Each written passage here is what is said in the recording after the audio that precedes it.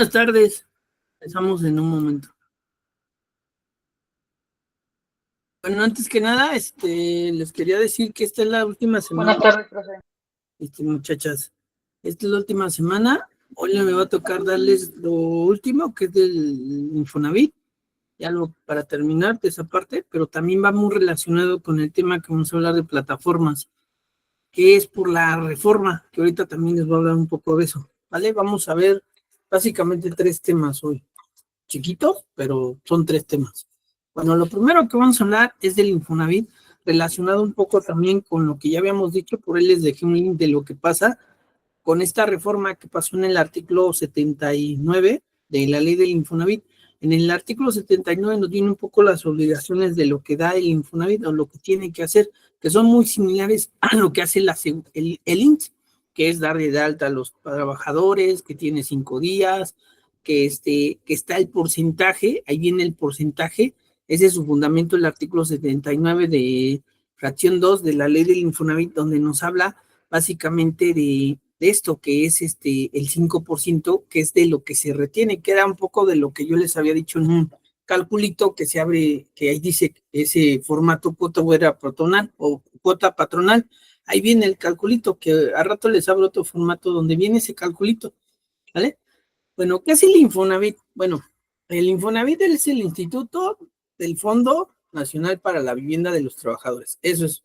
¿Qué es eso? Básicamente es un fondo donde vamos o nos van a más bien a retener una parte de nuestras cuotas obrero patronales, que es por esa la parte que le decimos EVA o emisión bimestral, en donde básicamente nos van a retener ese 5%. Y entonces de ahí parte que es el fondo, es decir, ahí es donde nos van a dar esa parte de ese fondo para la vivienda, es decir, administran los recursos del Fondo Nacional para la Vivienda.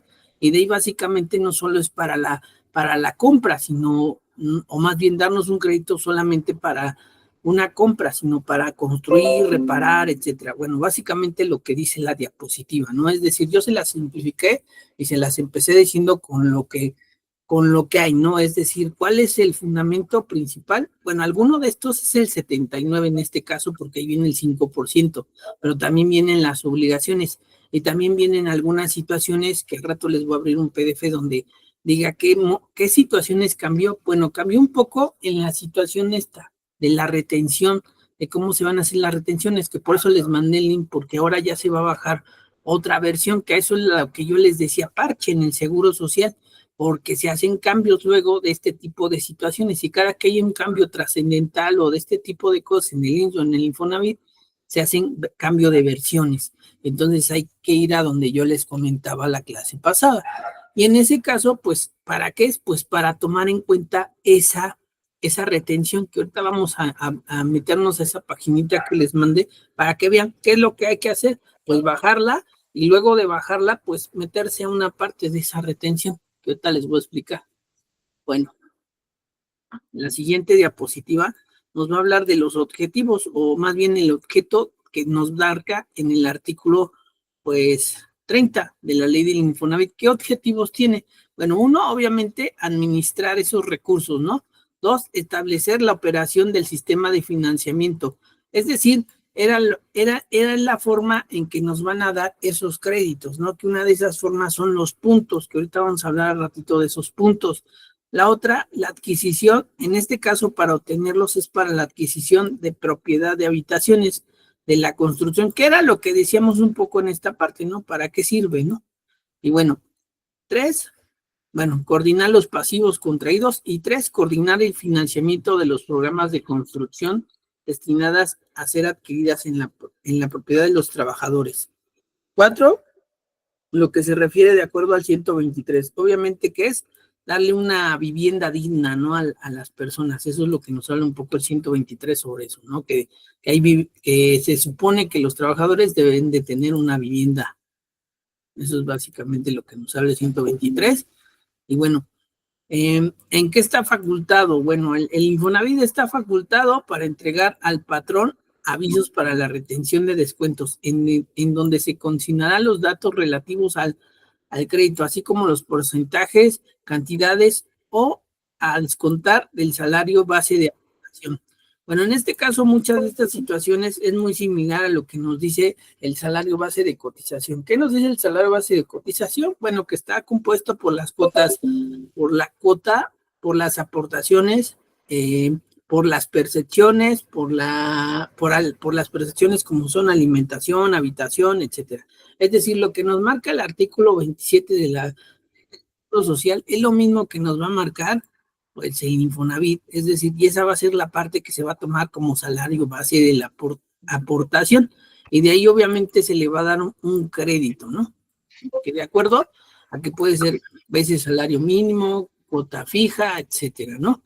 Que es ahí donde cambió un poco esa forma de retención, que ahorita les voy a abrir un PDF donde viene qué se supone que cambios hubo, ¿no? Bueno, señalar las bases de la liquidación y requerir su pago.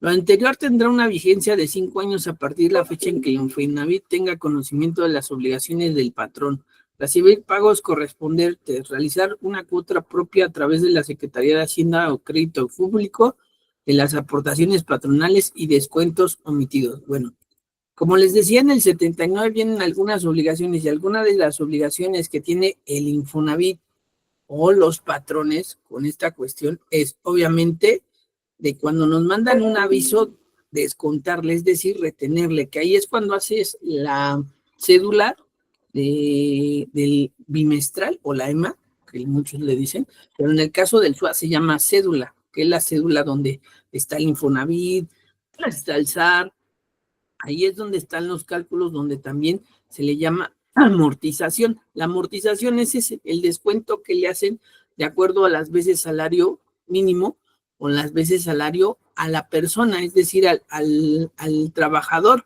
Y nosotros tenemos la obligación, es decir, el patrón, perdón, tiene la obligación de retenerle esa retención en la nómina, ¿vale? Eso es lo que se hace. Luego retenerle de acuerdo al cálculo del SUA. Muchas veces lo más fácil es irte a lo que sale en el SUA, por si te llegas a equivocar en un calculito que les voy a enseñar, y de ahí partir en cuántas semanas o en quincenas o de acuerdo a lo que le corresponde en la nómina y descontárselo al trabajador, ¿vale? En ese caso. Bueno.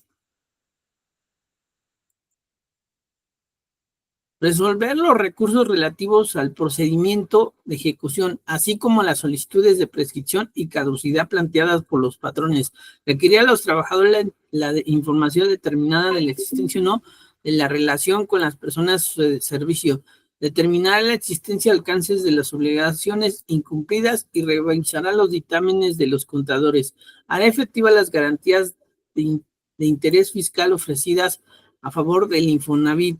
Resolverá las solicitudes de devolución o compensación indebidamente. Bueno, a veces, en algunos casos, de acuerdo a esto que decíamos que eran las facultades, bueno, ellos también pueden revisar, obviamente, tus adeudos. Entonces, era lo que yo les decía, a veces ellos lo que hacen, tanto esta autoridad, el SAT como el INSS, y sobre todo estos dos, que es el INSS y el Infonavit, te pueden bloquear la cuenta. ¿Por qué? Por los adeudos que tienes, que era eso, hará efectiva las garantías de interés fiscal, es decir, ellos van a revisarte esta cuestión que también acá te dice, determinar la existencia y alcance de obligaciones incumplidas. Ellos luego lo que hacen a veces es mandarte una cartita vía correo, es decir, como una notificación, o de plano ya llevar a la notificación física y decir que te deben tantos adeudos. Y en ese caso, obviamente, lo que van a revisar es cuánto tú les debes, ¿no? Y eso también nos va a contar como una situación de que si no sabemos o no le pagamos en su momento, tanto como al INSS, ellos sí luego van a querer multa, ¿vale? En este caso, tanto el INSS como el Infonavit o el SAT tienen la facultad de bloquearnos las cuentas bancarias, ¿vale? Entonces, eso es lo que nos habla de estas facultades un poquito, ¿vale? Ellos pueden emplear también procedimientos de administración de ejecución. Eso es lo que comúnmente llaman PAI, es decir, es un procedimiento en donde empieza la notificación. ¿Qué es la notificación? Un comunicado en donde te van a decir, fundamentar de acuerdo a los artículos del Infonavit o del código, en donde básicamente te están diciendo eso, que tú básicamente les debes una obligación incumplida. ¿Qué es eso? Pues el pago, ¿no? Del INSS o del Infonavit, en este caso del Infonavit, en donde te van a decir, de acuerdo al bimestre tal, del año tal, me debe estar, hay una obligación omitida, por tanto, ¿no? O las obligaciones incumplidas, omitidas de tal año, y entonces me debes tanto. Si tú haces caso omiso de pagar esos meses o esos bimestres, entonces, ¿qué pasa? Te bloquean la cuenta, ¿vale? Eso es lo peor que te puede pasar. Lo menor que te puede pasar es que te llegue la notificación y tú pagues un gasto de ejecución. Lo segundo, una multa, ¿vale? Eso va a depender. Por eso es bien quisquilloso. La otra, resolver solicitudes de buzón o compensación. Tú en un pago que tengas a favor, lo puedes compensar, igual que haces en el IMSS. En el IMSS puedes compensar, igual que en el Infonavit, pero ahí lleva un proceso. ¿Cuál es ese?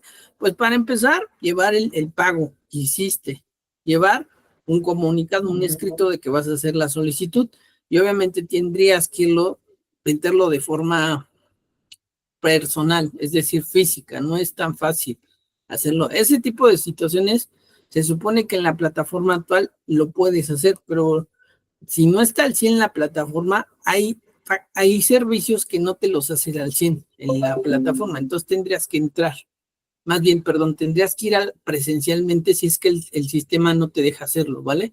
Porque hay servicios, o más bien trámites, que aún todavía las plataformas no los tiene al 100, ¿no? Entonces tendrías que ver si esta situación de devolución, se supone yo entré a esa cuestión y se supone que te dice que sí, pero habría que ver si sí es cierto que puedes hacerlo, ¿no? Si no, sí tendrías que ir de manera presencial. El del INSS sí tienes que ir presencial, entonces ahí sí tendrías que revisar. Pero lo primero que te van a pedir es obviamente el pago de que hiciste, hacer un escrito de que le vas a mandar, te van a pedir el INE del representante, o si es persona física, su INE, y ¿qué más te piden? Es que es una lista bastante como de unos 5, 10, 15 puntos, más o menos. Nada más que ahorita la verdad no me acuerdo del todo, pero es más o menos el pago, una copia del pago, cuál vas a compensar, con cuál, etcétera, ¿no? Bueno, por consiguiente, el artículo 32 del reglamento de la exención de pago de aportaciones enteros o descuentos de los trabajadores RIPAIDE establece que el salario base de aportación, que esto es muy similar a lo que yo les decía que dice el artículo 27, es decir, tanto para el Infonavit como para el artículo 27 o el Seguro Social, su base es la misma, es decir, son las cuotas en efectivo o cuota diaria, las gratificaciones, las percepciones, es decir, todas las percepciones que tiene el trabajador, etcétera, etcétera, ¿no? Es decir, lo que es el salario base de cotización, esa es la base para el INSS y esa es la base para el Infonavit, ¿vale? Pero en este caso, ese está en el artículo 2 del reglamento, no en la ley. Va a estar en el artículo 2, donde se establece cuál es la base. Que la base es de dónde vamos a multiplicar o a sumar, restar, etcétera, para sacar una base que de ahí van a multiplicar. ¿Para qué? Pues para sacar el 5% que nos van a retener, pues para ese fondo, ¿no? Bueno. Por otra parte, las obligaciones del patrón, de acuerdo a la ley del Infonavit, escribirá a los trabajadores en el Infonavit, deberán dar avisos referentes al cambio de domicilio, denominación social o aumento de dimensiones fiscales. Tienen un plazo de 5 días hábiles, determinará el importe del 5 veces salario salario base de cotización contra el 5% y pagará pues obviamente los pagos del Infonavit en las entidades receptoras autorizadas. Bueno, esto es básicamente un poco de lo mismo que tiene el INSS, si se dan cuenta, que es al estar dado de alta en el INSS, pues ya es casi dar de alta obviamente al Infonavit, o sea, no hay mucho. Lo que sí cambiaría un poco, aparte de eso, es esto, los avisos del cambio de domicilio, denominación, eso sí es algo diferente que no tiene el INSS, ¿vale? En fuera es lo mismo, muy similar, lo mismo.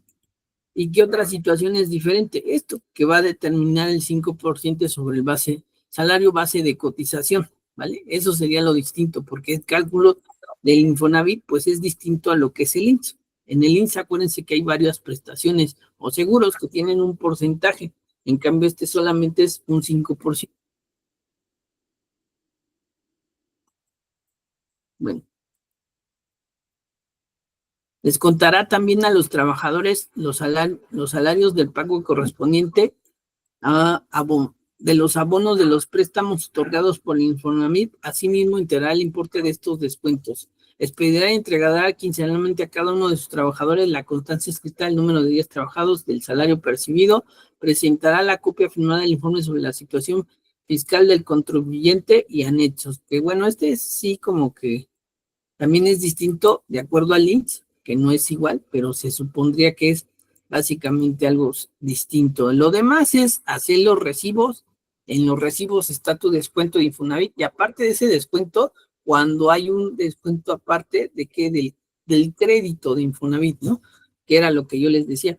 Cuando ya te descuentan el 5%, está en la cédula, que es de la EVA, es decir, ahí te descuentan.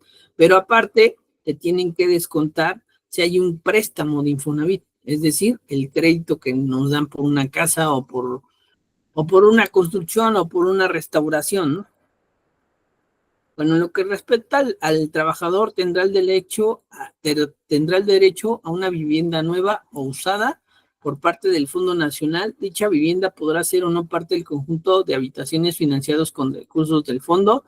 En caso del trabajador deje de percibir ingresos salarios, el Infonavit le otorgará una prórroga de 12 meses y no exceder más de 24.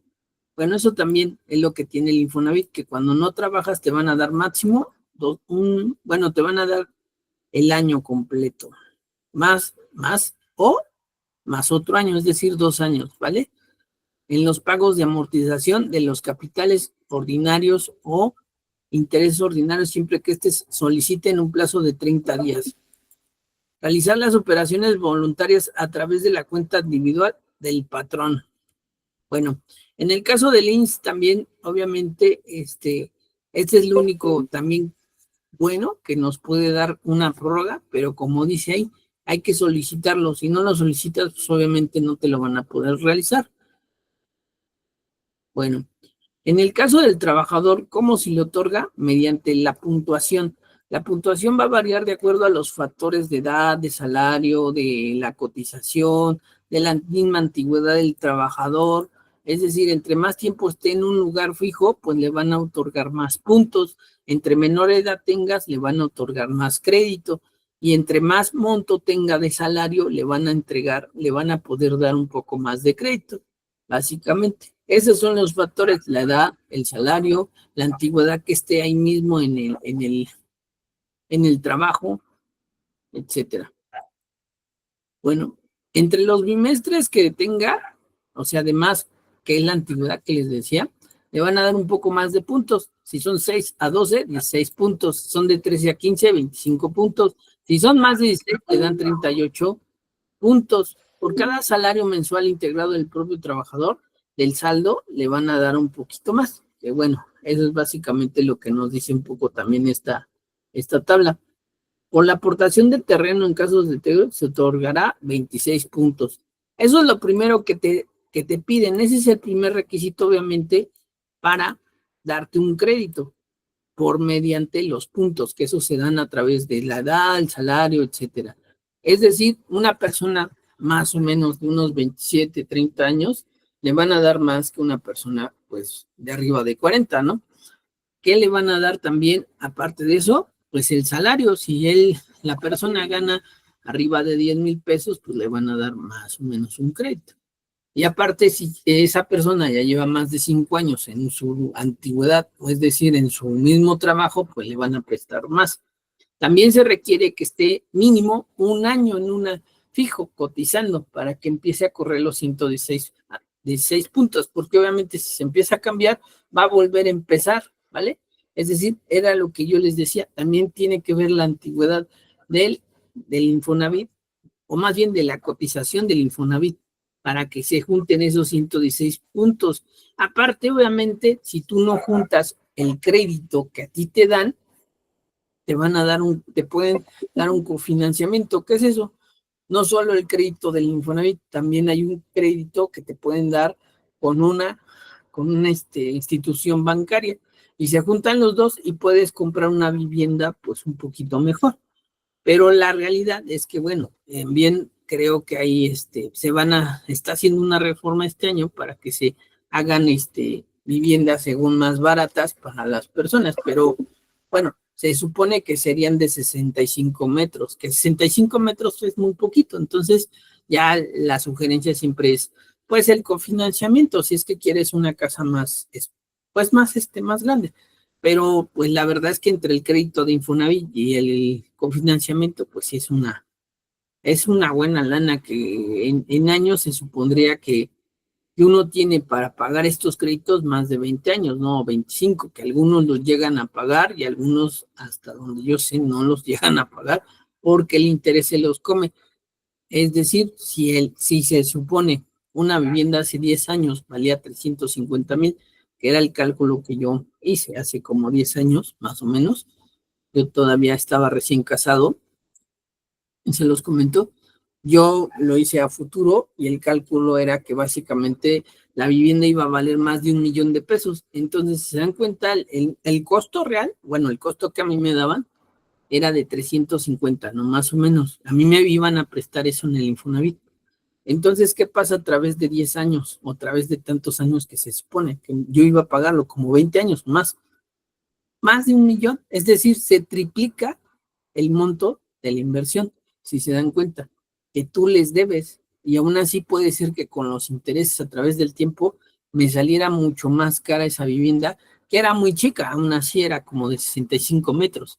Entonces, yo lo que les digo es que es difícil, sí lo puedes, es un derecho que se les da al trabajador, pero obviamente pues es buscarle, ¿no? O sea, si sí te conviene o no te conviene, porque es mucho la inversión sobre el monto que te van a dar.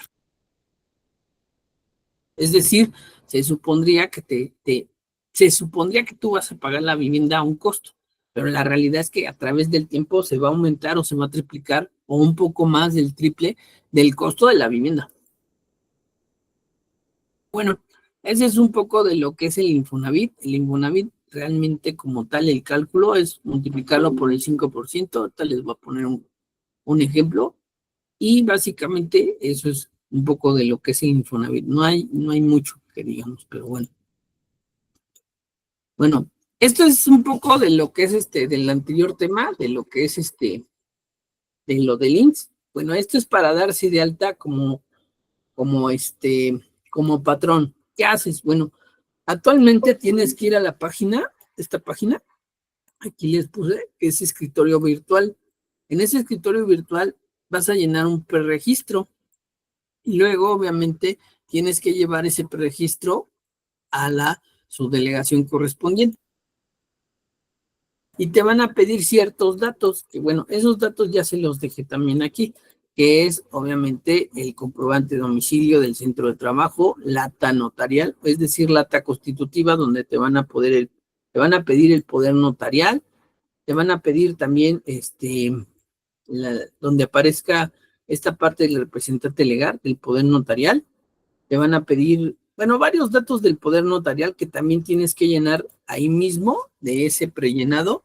Ese prellenado vas a llenar muchas cosas que tú ya diste de alta en el SAT, que es la actividad económica, a qué se dedica, que eso viene también en la acta constitutiva como objeto, el objeto social, y en ese caso ahí vas a decir el domicilio. Obviamente también te van a pedir un comprobante de domicilio, también te van a pedir la alta del SAT, muchas veces te la piden, y muchos datos también corresponden a lo que es el reglamento. El reglamento de la ley del Seguro Social en el artículo creo que 199 o 196 te dice el tipo de clase, ¿vale? Y en ese tipo de clase te van a decir a qué clase tú vas a corresponder de acuerdo a tu actividad económica. Y de acuerdo al tipo de clase va a variar la prima de riesgo. Por eso es importante darlo de alta en ese tipo correspondiente. Y de todas maneras, si tú al darla de alta te equivocas, ellos te van a mandar una notificación porque se supone que la prima, ¿para qué existe en ese cálculo? Porque se supone que algunas prestaciones o algunas situaciones de ese cálculo hay que hacerlo con la prima. Y entonces, ¿qué pasa? Pues que va a salir más alto el monto del importe del pago de mensual o bimestral. Y entonces, si no la mandas bien o no se mandó en ese momento, pues ellos te van a notificar y hay que hacer diferencias, ¿vale?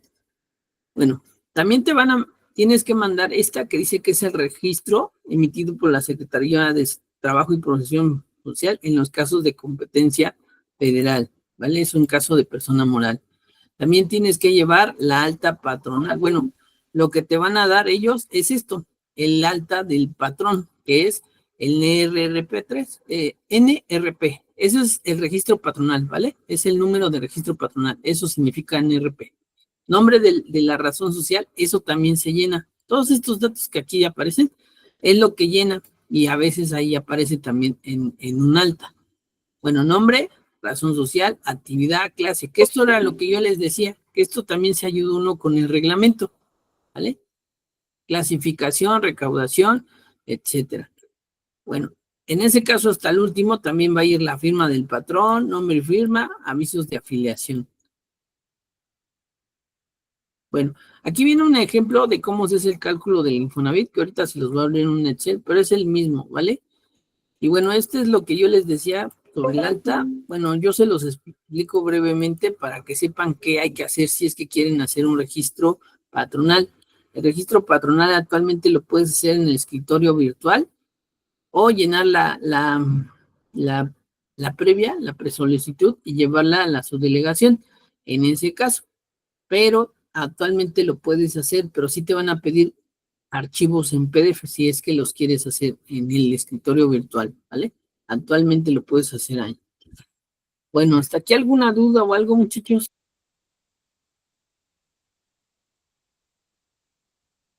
Hasta ahorita no. Vamos a abrir un archivito y vamos a ir a... Bueno, primero vamos a ir al archivito.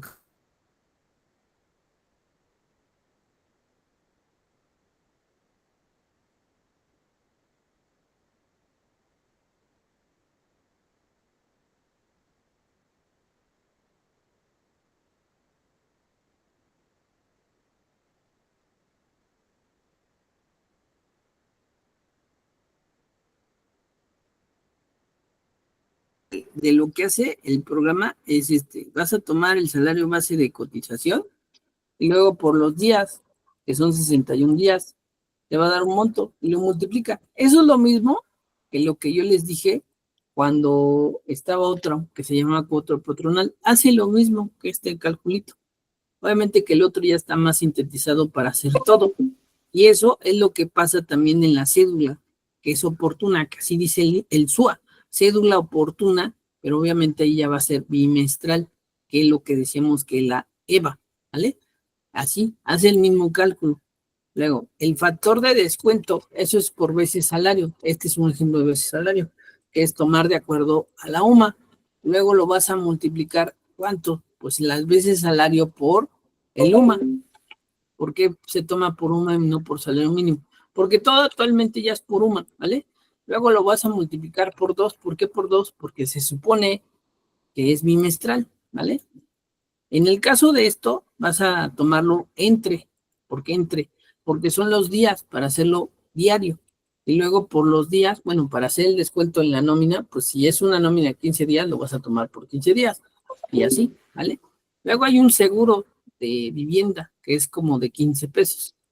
Y lo sumas y ahora sí te va a dar un descuento. Pero bueno, aquí ¿qué haces? Bueno, si nosotros queremos hacerlo por el total, esto es lo que tendremos que dejar.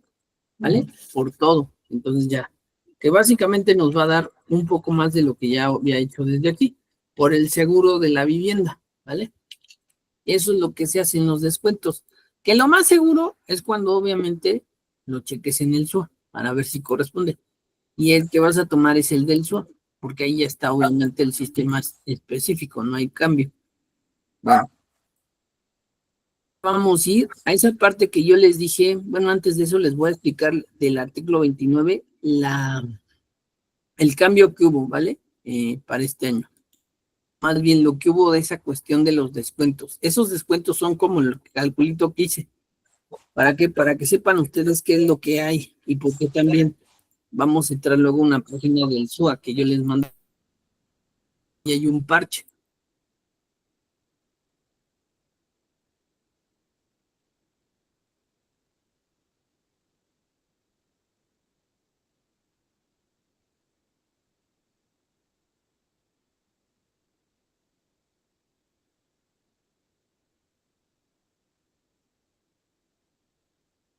Se hizo un cambio en este año, en un decreto, por el artículo 29. En ese caso, los cambios son para la retención, ¿vale? Aquí ya nos va a decir que el decreto reforma el artículo 29 de la ley del Infonavit, que consiste en eliminar el último párrafo del numeral para la suspensión de la obligación de las aportaciones y hacer los descuentos que destinen el pago de abonos que deben de cubrir el instituto, que no se paguen los salarios por ausencias en términos del Seguro Social. Es decir, y se los voy a explicar en resumen, el cambio que hubo de ese artículo 29 es que se van a tomar también las ausencias, ¿vale? Para esos descuentos, porque se supone que todo esto y las incapacidades no se tomaba esos días, básicamente. Ahora sí se van a tomar en cuenta.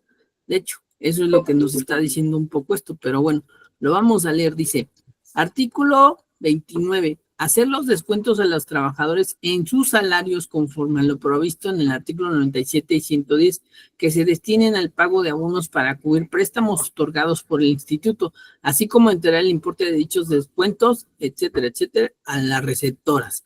La obligación de efectuar las operaciones y hacer los descuentos a que se refiere las fracciones 1 y 2, eso fue lo que quitó, descuentos de la 1 y la 2 y 3.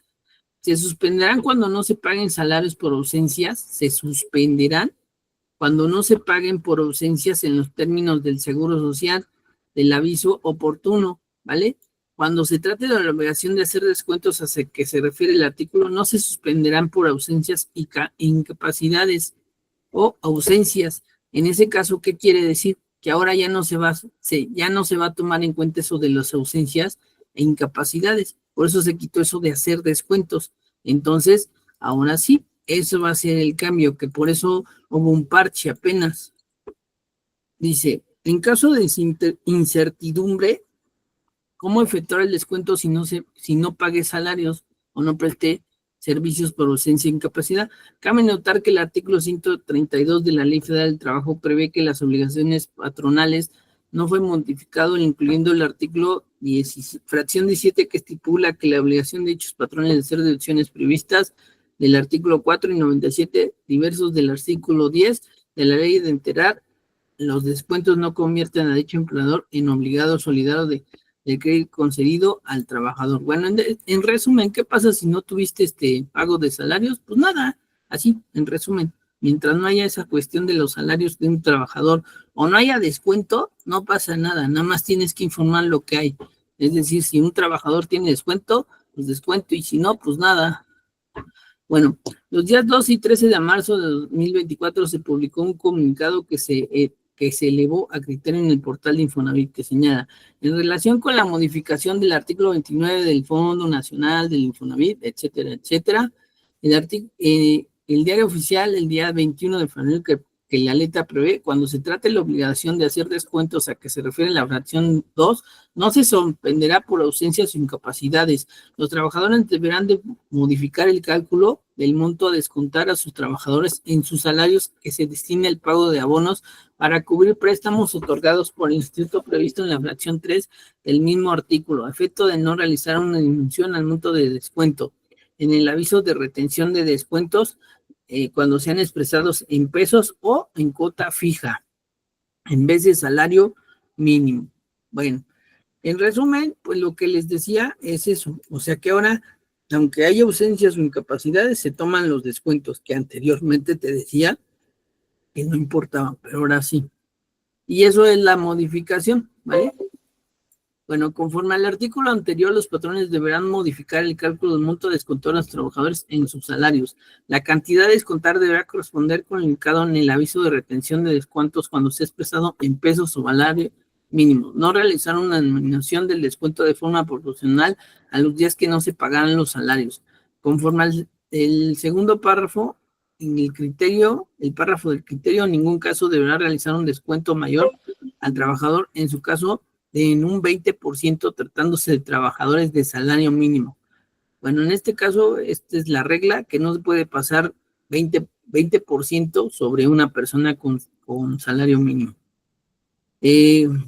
No, bueno, el criterio no resuelve, sino que amplía las deudas y la inseguridad jurídica, pues está en reforma no realidad como se prevé, se aplica tal cual se la recordaron.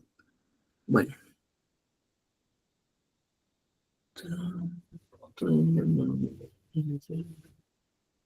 Bueno, en resumen, la modificación que te habla es sobre lo que les comentaba del descuento. Esa es la reforma que se hizo como tal, que por eso hubo un parche, que era lo que ahorita les voy a explicar, pero necesitaba leer para que vieran cuál fue esa reforma. La reforma es que te habla sobre el descuento que se le hace por las ausencias o incapacidades, y que en este caso nos dice que pues, aunque haya o no haya, hay que hacer, que en ese caso se van a tomar esos días. Y que por eso mismo les vuelvo a decir que se hizo ese parche para que realmente ahora ya se estén pagando lo de acuerdo a esa retención. O es decir, cuando hacemos una retención del descuento de la vivienda de los trabajadores, hay una parte en la cédula que se dice amortización y eso es lo que vas a descontarle a los trabajadores. Y para que hoy ya se pueda hacer de manera real, es decir, que sea tal cual, de acuerdo a esta reforma, se hace lo del parche. Y ahorita me voy a meter a esa página que les dije, que ahí viene, ¿qué se va a hacer?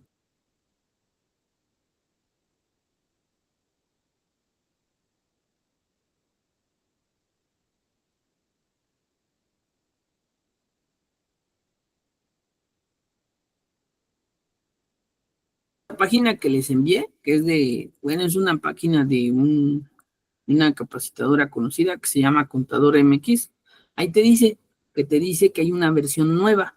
¿Por qué le dicen la retención insuficiente del Infonavit? Por la reforma que les dije que hubo del artículo 29. De hecho, aquí te dice, la nueva versión del 3.16 es de carácter obligatorio para todos por la reforma que se hizo del artículo 29 de la ley del Infonavit, publicada el 21 de febrero, ¿vale? De ahí de la cuestión de los descuentos durante ausencias o incapacidades, porque anteriormente pues no se tomaba en cuenta. Y entonces lo que se va a hacer, pues obviamente ahí ya te dice que es esa cuestión de, obviamente, lo que decíamos del SUA, ¿no? Que es esta parte que haces el pago oportuno, o en este caso, cuando abrimos el SUA, decía pago global, y haces el cálculo ahí en calcular, pero ahora va a tener esta entradita que dice retención insuficiente, que son para esas, ¿vale? Para esas cálculos que nosotros era la reforma por la cuestión de que de las ausencias o incapacidades. Por eso se hace para que ya quede bien.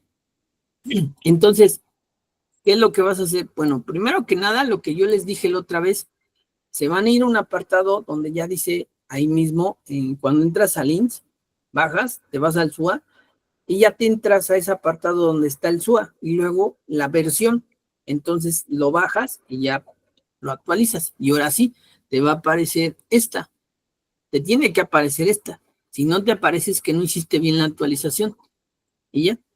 Bueno, ahí también te va a decir, al dar clic se habilitará la ventana ajuste de amortizar, donde podrás seleccionar los trabajadores que están en dicho supuesto y capturar la amortización, que ahí viene siendo el dinero que obviamente sale de todo eso. Y ahora sí, dice otra cantidad, aplicar.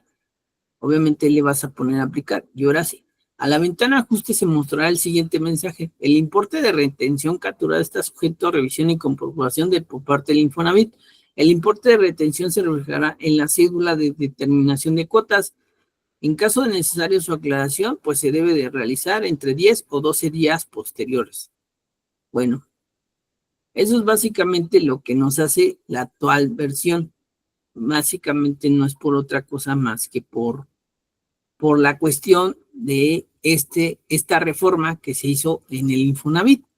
Lo demás que está acá abajo es lo mismo que hacemos para darlos de alta, que te dice que el archivo va a estar aquí en cobranza, que eso era lo que hace la versión. Todas las versiones que están al lado del programa, que dice versión 365, era la anterior, y esa fue la que les bajé.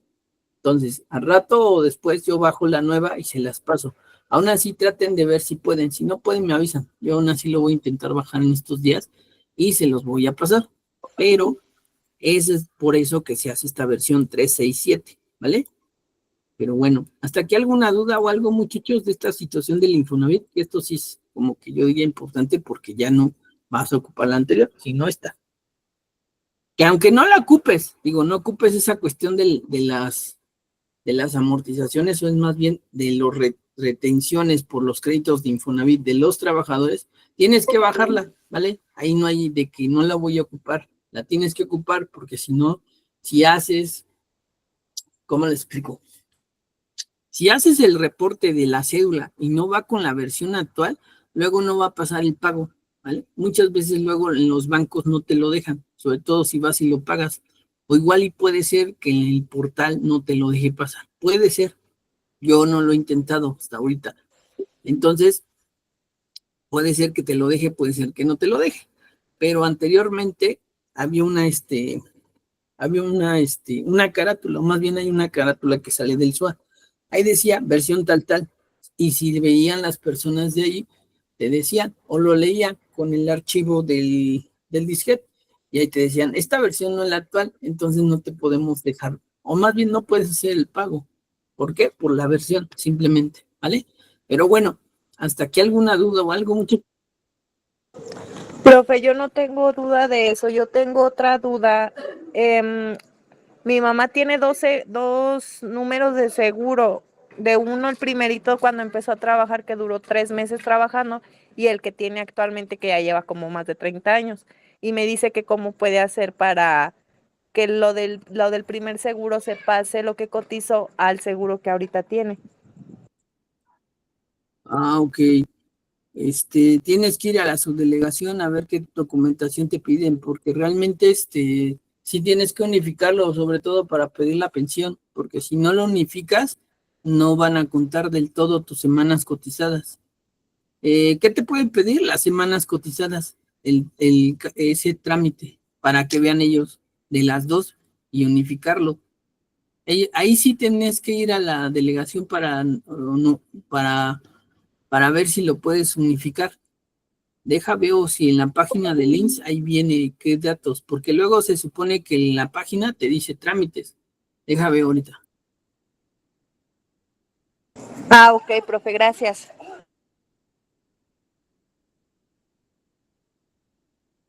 Menos qué datos te pide, porque dice que los trámites te los pueden hacer ahí vía este portal, pero muchas veces hay trámites que les vuelvo a decir, no se pueden hacer. Tienes que ir luego a la subdelegación correspondiente.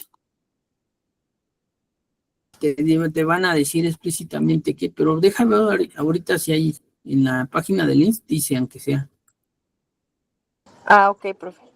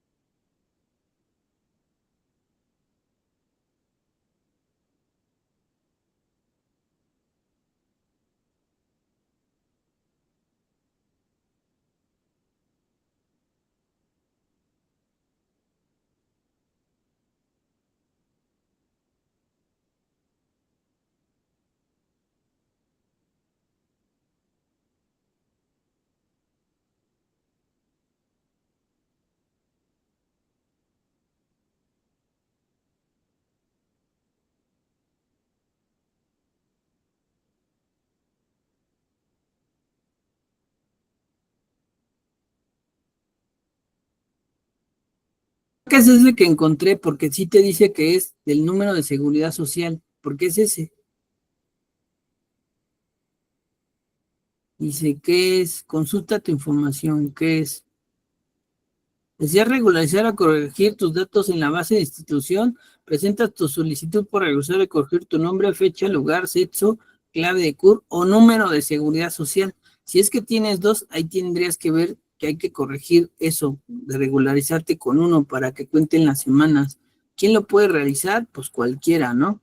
En la seguridad o dónde lo puede realizar, pues te va a decir que también aquí, pero aquí ya te dice que es, ¿tiene algún costo? ¿Qué documentos? Bueno, te dice que es la copia de nacimiento, esto, mira, la solicitud, etcétera. Bueno, te lo voy a poner ahí, a ver si esto te sirve. Si no, aún así, ya yendo a la subdelegación, ahí te tienen que decir qué papeles necesitas, porque si vas a necesitar unificar el número. Yo creo que es este trámite, así como que es el más, como que el número de seguridad social es, porque el que tienes que unificar es uno, es decir, el número de seguridad social, que sería ese. Ahí dice. Entonces tendrías que ver cuál vas a dejar para empezar y hacer la corrección. Creo que sí es este.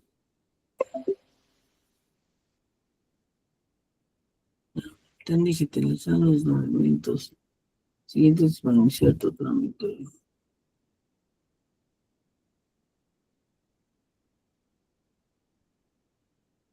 Bueno, aquí también se supone que para hacer esos datos se puedes corregir aquí, pero no creo, ¿eh? Yo digo que es mejor ir allá para que vean. Pero a ver, ahorita voy a ver si hay otro que es más específico. Si no, pues sí. Pues sí, porque luego ahí la página ni deja, profe.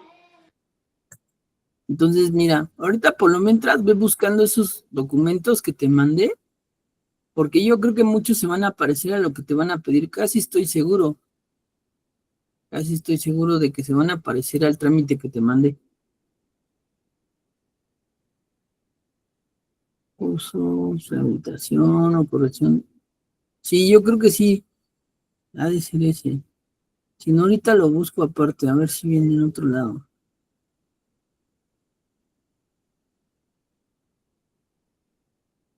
Pues es que es el que más se le parece a eso. Sí, es el que más se le parece.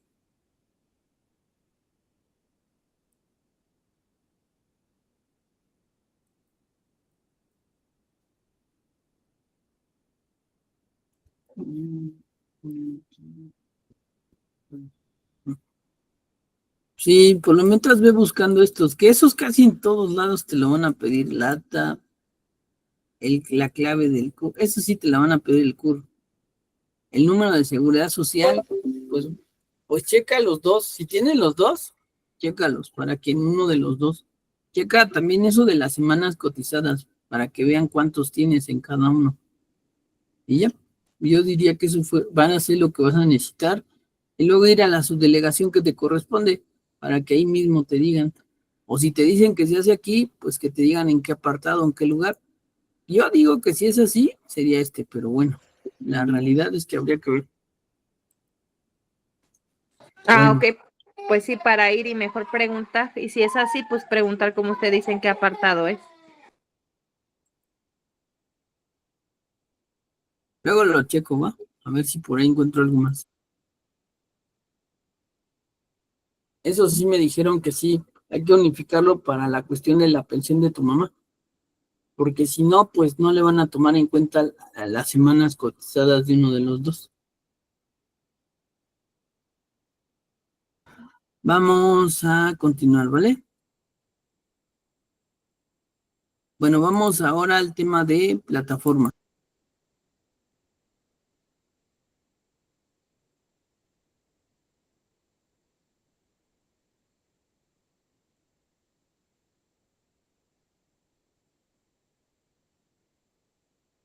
El tema de plataformas, ¿por qué se llaman plataformas digitales? Bueno, se llaman plataformas digitales, pues básicamente, como lo dice su nombre, porque obviamente muchas de estas están obviamente virtualmente, es decir, son portales que se dan digitalmente, es decir, portales virtuales, como son el Uber, el IDI, Facebook, etcétera, etcétera. Y que se van a encargar de tres actividades económicas. Una, enajenación, otra, autotransporte, otra, la cuestión del hospedaje. Y tienen distintos porcentajes, que dentro de esos porcentajes, obviamente se hace el cálculo para el ICR, una parte, y la otra parte la hace con el IVA, donde hay obviamente ciertas cuestiones que se deben describir para que sea el 50%, o en su caso hay una retención. Y hay dos formas de darse de alta, una por pago definitivo y otra por pago provisional. La del pago provisional tienes que hacer dos situaciones, una por actividad empresarial y otra por la plataforma, que ahorita les digo con un archivito de Excel cómo se hace con actividad empresarial. Con actividad empresarial, en resumen, se va a hacer como lo hicimos con el régimen de actividad empresarial, ¿vale? Y en el otro se va a hacer lo que es la mecánica, que es tomar el ingreso de acuerdo a la plataforma y los intermediarios y lo que te pagan en efectivo, esos montos. Y luego tomas esos ingresos y se multiplica por la tasa, ¿vale? Esa tasa tiene una tarifa. Acuérdense que las personas físicas son ingresos percibidos, que pueden ser en efectivo, en transferencia, etcétera, que en ese caso aquí va a ser el monto de esta plataforma. El intermediario, ¿quién es? La plataforma, ¿vale? Nosotros que somos los que usan esa plataforma, y luego están las personas que les damos el servicio, ¿vale? En ese caso, por eso dice usuarios finales que pagan el servicio, usuarios finales que acceden a la plataforma gratuita y las personas que son las creadoras, que en ese caso obviamente son las plataformas, los que son los dueños, pues son los que tienen crearon esa plataforma, ¿no? Que en ese caso es el dueño de Facebook, el dueño del Uber, etcétera, ¿no? Que eso es básicamente lo que ocupa. Y bueno, luego, como les decía, pues hay distintos personas que son dueñas de esas plataformas, o los que son los intermediarios, Uber, el Airbnb, el Facebook, etcétera, ¿no? También hay ciertas situaciones de estos que son ellos residentes del extranjero con o sin establecimiento, que eso es básicamente lo que pasaba en ese caso en las plataformas, ¿no? Que hoy en día estos, por ser plataformas digitales y ya estar ahí desde 2021, antes de 2021, ellos ya tienen que tener derivado de esto de plataformas, pues un establecimiento, ¿vale? Ellos ya no pueden estar así. Bueno, los sujetos que prestan servicios digitales de intervención entre terceros deberán solicitar su inscripción en el RFC con carácter de retenedor en ficha de trámite. Bueno, es decir, ellos tienen que tener un RFC. Ese RFC anteriormente no lo tenían, actualmente ya hay un listado, ¿vale? En donde están todos estos, el Uber, el Didi, etcétera, etcétera, ¿no? Todos estos. De hecho, ahí dice en la diapositiva, YouTube, Spotify, todos estos, antes eran intermediarios que cobraban y no se les hacía ninguna retención ni nada. Es decir, ellos no hacen, de hecho, el pago de impuestos, pero ya tienen que estar dados de alta y tienen ciertas obligaciones con el SAT. Una de ellas es entregar ese listado hay un listado de RFC de ellos, es decir, ya darse de alta ante el SAT, ¿vale? La segunda es dar información sobre los intermediarios, que va desde quiénes son, su RFC de esa persona, el monto de sus ingresos, que eso también nos lo marca la ley del IVA, ¿vale? Y en ese caso también el ICR, pero bueno. Bueno, los sujetos podrán tramitar su certificado de firma. De hecho, también estas personas tuvieron que darse de alta y tienen las mismas obligaciones. Una de ellas, obviamente, darse de alta para el RFC, esa es una obligación de todos. La otra, obviamente, tener firma y deben de presentar, obviamente, la inscripción del RFC, que era lo que yo les dije, en donde van a establecer, pues, el aviso para designar un RL. ¿Qué es eso? Un representante legal, ¿vale? Bueno, en ese caso, también se va a presentar el listado que yo les dije que es de estas personas. ¿Cuándo? Pues cada bimestre o de manera bimestral, los primeros 10 días, enero, marzo, etcétera, ¿no? donde se van a llenar la denominación, el nombre comercial, la ciudad de origen, la fecha de inscripción y su clave de RFC al estar dados de alta, ¿vale? Bueno, en el caso de ellos, ¿quiénes serían el sujeto? Pues todas las personas físicas con actividad empresarial.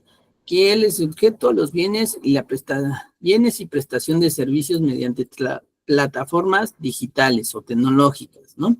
El monto, la base, va a salir de los ingresos que yo les dije que son los ingresos percibidos, que pueden ser mediante la transferencia en efectivo, etcétera, es decir, mediante la plataforma. Y luego de ahí, obviamente, se va a multiplicar por el porcentaje, que en ese caso va a depender de esto, de qué tipo de, obviamente, de actividad tengan, si es de transporte, de hospedaje, de enajenación. La de enajenación es del 1%, la del 4% es el hospedaje y 2.1% los transportistas. Que dentro de esos transportistas hoy en día están obviamente los Uber, que son los Uber normales, y también aquellos que nos dan comida o mandan a gente que lleva, que esos le dicen Uber Eats, y esos también cuentan actualmente, ¿vale? Actualmente están dados de alta esos también en esto de plataformas, ¿vale? Y por eso se hizo una reforma que ese rato vamos a hablar. Esa reforma tiene que ver mucho con lo que hablamos del Seguro Social y del Infonavit. Pero bueno, ahorita que acabemos ya les explico qué va a pasar con esa reforma. Porque es muy aparte de esta parte fiscal. Pero ¿dónde se va a intervenir? En la parte laboral y en la parte del seguro, ¿vale? Pero bueno, vamos a las plataformas fiscalmente, ¿vale? Aquí ahorita no nos, como que es distinto, ¿vale? Entonces, en este caso, ¿qué vamos a hacer? Lo que les digo, de acuerdo a los ingresos que tengan, se multiplica por esto y tan. Eso es lo único que se hace. Pero obviamente yo me voy a meter luego unos archivos para que vean cómo se hace el cálculo. Porque luego tiene que ver con qué, con los que son, y se tiene la información de los ingresos que no se tienen, que también tiene que ver cuando tú te das de alta y no te das de alta, es decir, mandas tu RFC en el caso de IVA. Si lo tomas en cuenta o te diste de alta con tu RFC, pues tomas el 50% del IVA y que si no, no lo tomas. Pero son detallitos. Pero bueno. Dice, ingresos obtenidos en efectivo y por plataforma. Que esto era lo que yo les decía, que muchas veces es por la plataforma y lo que recibes directamente del usuario, que es eso, el ingreso obtenido en efectivo. Es eso lo que te habla esta parte, ¿vale? Las personas físicas reciben parte del pago en contraprestaciones del servicio o la generación de bienes directamente de los usuarios o adquirientes, incluyendo aquellos en efectivo percibidos en dichas que no excedan de 300,000 pesos, ¿vale? Dice, podrán optar por el pago, dice, por dichos ingresos que reciban directamente de los usuarios los servicios adquirientes aplicando las tasas de retención de los servicios recibidos, incluyendo aquellos efectivamente por conducto de las plataformas. El impuesto que se paga en términos de este se considera pago definitivo, ¿vale? Bueno, antes de ir a eso, les vuelvo a decir, hay dos formas, uno por pagos definitivos y otro por pagos provisionales. Las obligaciones de estas personas físicas, es decir, los que están dados de alta en plataformas, una de ellas obviamente es darse de alta, RFC, y la otra cumplir con las obligaciones. ¿Cuál es eso? Hacer facturas y hacer las declaraciones. Si te toca hacer declaración mensual, la tienes que hacer. Si te toca hacer declaración anual, te va a tocar. Ahora, en el pago definitivo tienes que haber tenido 300,000 pesos del tope es ese, no exceder de 300,000 pesos en el ejercicio inmediato anterior para hacer esto. Y tienes que mandar un aviso en enero para que te den derecho al pago definitivo. Si no, no vas a poderlo hacer. ¿Y qué quiere decir el pago definitivo? Les voy a explicar. Se hace un aviso donde le dices al SAT básicamente que tú no pasas de esos 300,000 y le vas a decir que quieres optar por pago definitivo, básicamente en resumen es lo que haces. ¿Y qué va a pasar? Bueno, lo primero es que el beneficio de estos y el mejor es que no presentas anual, ¿vale? Ese es el único. De hecho, ahí dice no presentar anual. Pero ¿qué pasa con tus gastos, con tus deducciones personales o tu saldo a favor? El problema es que no vas a poder tomarlos en cuenta, ¿vale? ¿Por qué?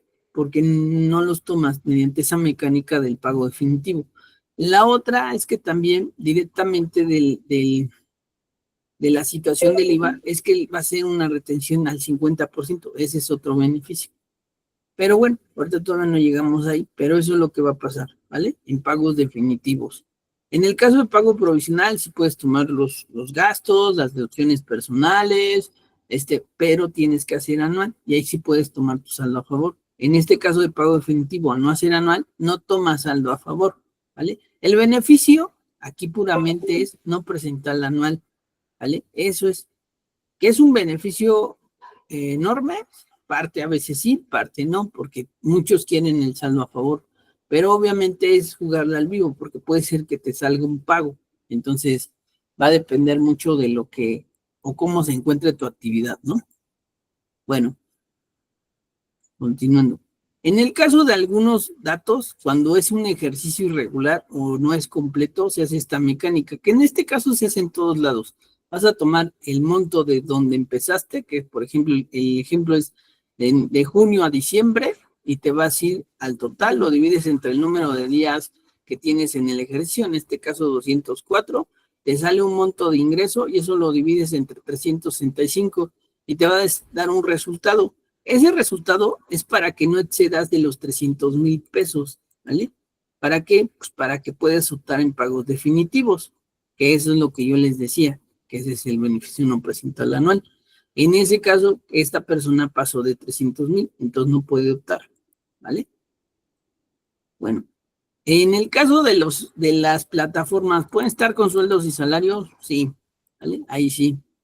Dice, las personas físicas que ejerzan la opción establecida en el artículo siguiente no podrán hacer las declaraciones anuales. Bueno, eso era lo que decíamos de esta parte. ¿Por qué? Pues porque pasó de los 300,000 pesos, ¿vale? En el caso de estas plataformas pueden estar en sueldos y salarios, que era lo que les decía. Sí, sí pueden estar junto con salarios, ¿vale? Deberán de presentar al SAT en los términos y condiciones que establecen las reglas generales o reglas generales, que son la resolución, un aviso que manifieste la voluntad de optar de las retenciones sean consideradas como definitivas, que eso era lo que yo les decía, tienen 30 días, es decir, todo el mes de enero para optar para ese de pago definitivo, y eso es básicamente lo que se hace.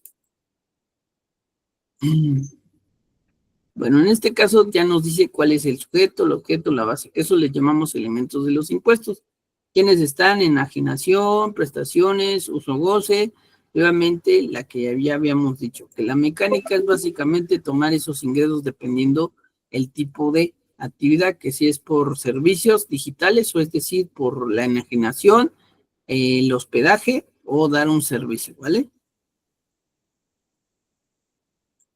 Bueno, en el caso del IVA, se va a encontrar en el capítulo 3 bis, ahí se va a encontrar esta cuestión de los servicios de plataformas que se llaman servicios digitales de intermediación de terceros, básicamente, y ahí sí en ese caso también van a tener las mismas obligaciones. ¿Cuáles obligaciones? Pues obviamente presentar la declaración, darse de alta, etcétera, etcétera. Presentar la DIOT, ¿vale? Que la DIOT es la declaración informativa de operaciones con terceros. En el caso de ellos, pues hablan algo de esto, que es básicamente la descarga o acceso a imágenes, ¿vale? Es eso, un poco de esto de lo que es la descarga de imágenes o contenidos, así como otros contenidos de multimedia, ambiente, multigenerador, etcétera, etcétera. ¿Por qué nos habla de eso? Pues porque se supone que eso es de lo que se cobra, o por qué se les cobra, pues por bajar o descargar. ¿Qué es eso? Spotify es un ejemplo, ¿no? Bueno, servicios digitales, la intermediación entre terceros de los oferentes y demandantes, clubes en línea, la enseñanza a distancia, es decir, si yo ahorita se me ocurre hacer lo que hace el Instituto Vanguardia, eso es servicio digital, ¿vale? Ese es un ejemplo, y si me va a cobrar un tanto y puede ser del 16 o quedar exenta, va a depender de lo que nos diga la ley. De hecho, aquí ya nos dice cuál es el fundamento. El fundamento está aquí, mira. Es el artículo 18b de la ley del IVA. Ahí nos va a decir que ese fundamento es lo mismo que nos dice esto. Bueno, Se considera que el receptor del servicio se encuentra en territorio nacional cuando los supuestos que el receptor haya manifestado el servicio en domicilio ubicado dentro del territorio nacional, ¿vale?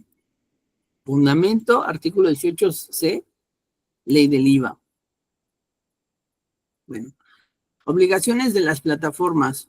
Esto sí es como que medio importante porque aquí ya te va a decir qué hace. Y una de esas obligaciones, les vuelvo a decir, es darle información al SAT. ¿De quién? De todos los usuarios de esos, de todos los usuarios de la plataforma. Bueno, publicar en la página de internet, aplicación o plataforma en forma expresa y por separado el IVA, que esa es una obligación básicamente cuando está el IVA, que tiene que ser por separado, de forma expresa y por separado, que eso ya lo habíamos hablado casi desde que empezó el diplomado, ¿vale? Que eso es lo que nos habla el IVA. Ofertar y cobrar conjuntamente el precio de los servicios digitales, el IVA correspondiente en forma expresa y por separado. Proporcionar a la información sobre los servicios, operaciones realizados en cada mes del calendario con los receptores ubicados en territorio nacional que reciban sus servicios, así como el número de receptores mencionados. Dicha información se presentará en forma trimestral por los periodos de enero o febrero.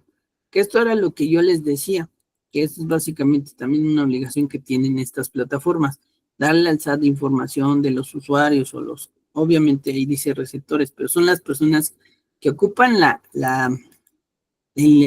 plataforma, es decir, yo si quiero ser parte de las personas que están dentro de el Uber, es decir, para dar Uber, tengo mi carro o alguien me renta un carro y yo doy ese servicio y ocupo la plataforma, esa información de mí, o sea que voy a ser contribuyente, porque también me tengo que dar de alta ante el SAT, que voy a dar que voy a ser parte de esto. Entonces, esa información de cuánto gano, quién soy, toda esa información legalmente es correcta. Porque no es un aviso de privacidad, porque esa información ya está declarado en la ley del IVA, que ellos se la tienen que dar al SAT, ¿vale? Bueno, calcular en cada mes de calendario el IVA correspondiente aplicando la tasa a las contrataciones efectivamente cobradas mediante la declaración, que es más tardar el 17 de cada mes. Sí, ellos tienen que mandar un informe, o no un informe, una como tipo factura en donde ellos hacen la retención.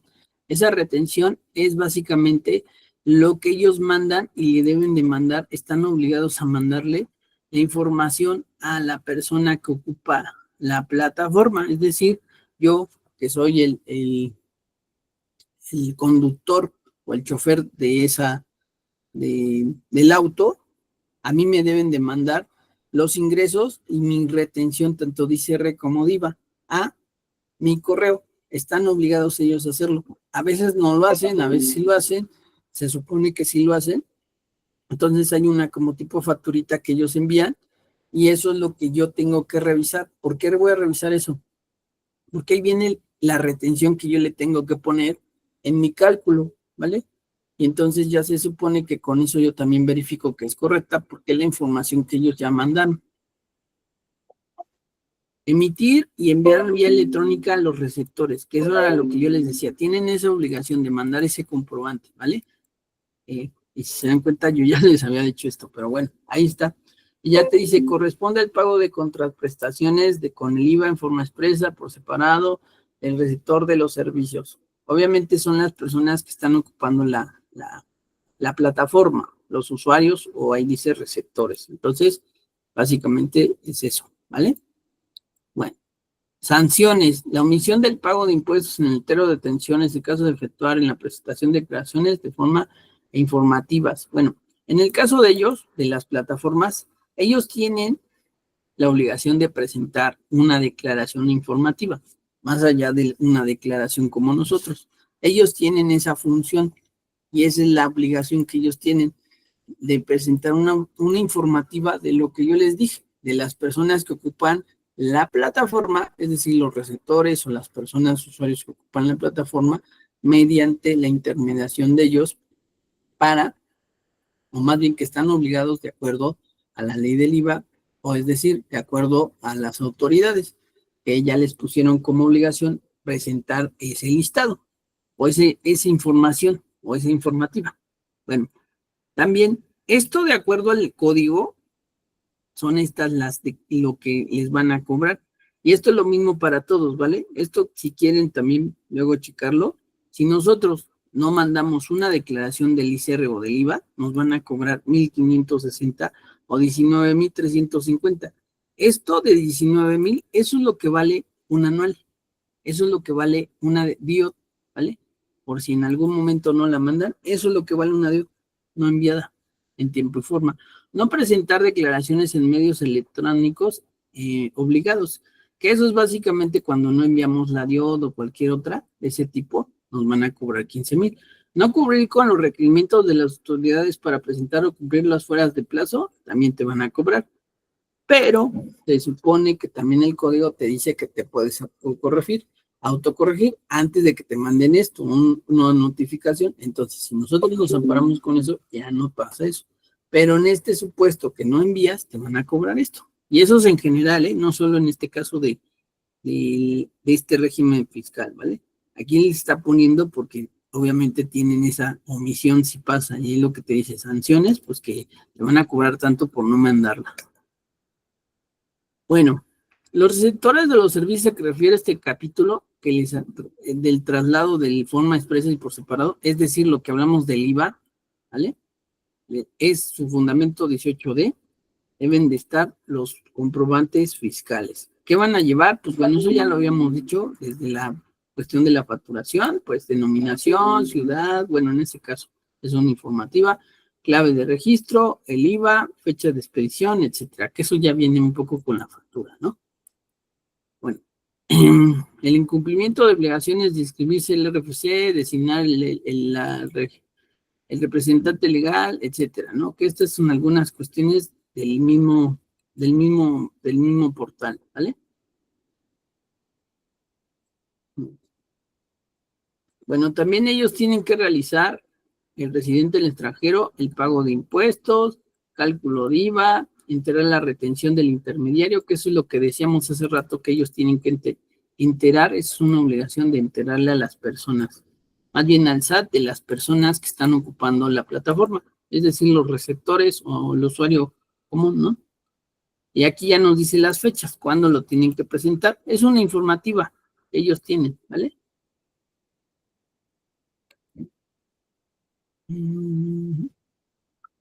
Ahorita lo que yo ando buscando es lo que...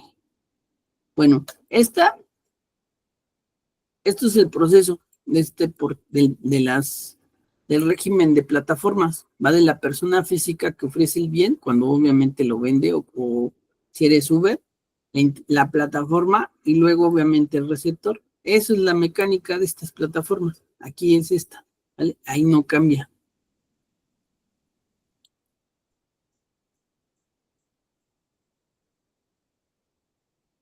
Bueno, aquí del pago definitivo era también lo que les decía, cómo se hace la mecánica de estas. Les vuelvo a decir, es o pago provisional o definitivo. Aquí también nos dice el IVA, que quienes pueden optar por pago definitivo, aquellos que no excedan de 300,000 pesos en el ejercicio inmediato anterior, ¿vale? Nos dice lo mismo que en el ICR, porque ellos pueden optar. En ese caso también nos dice, con excepción de quién, salarios e intereses, ¿vale? Y también nos dice la misma mecánica que hace rato les dije, que pasa lo mismo, que para ver si no exceden vas a tomar los ingresos entre el número de días, el promedio, y por 365 días, y te va a dar un ingreso. Eso es para ver que no pases de los 300,000 en el ejercicio inmediato anterior, ¿vale? Bueno, las personas que hubiesen obtenido hasta por un monto de 300,000 de opción, estas cosas.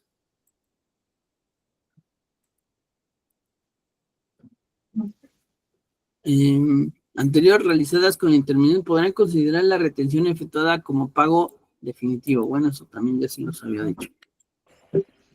Las personas físicas que hubieran optado por 300,000 anterior realizadas por la entidad podrán optar. Bueno, Los contribuyentes deberán presentar una declaración mensual por los cobros de las contraprestaciones realizadas aplicando una tasa del 8%. Bueno, en ese caso, cuando es pago definitivo, la misma te va a dejar el 50%. No es que sea una tasa del 8%, te dice que es el 50%. Y en ese caso, te va a reflejar un 8%.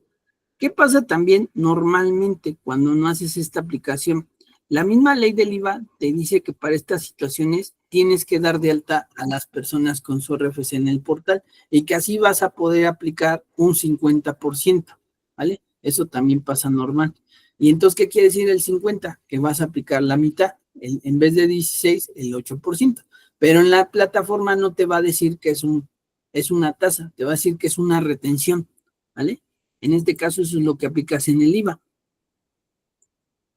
Bueno.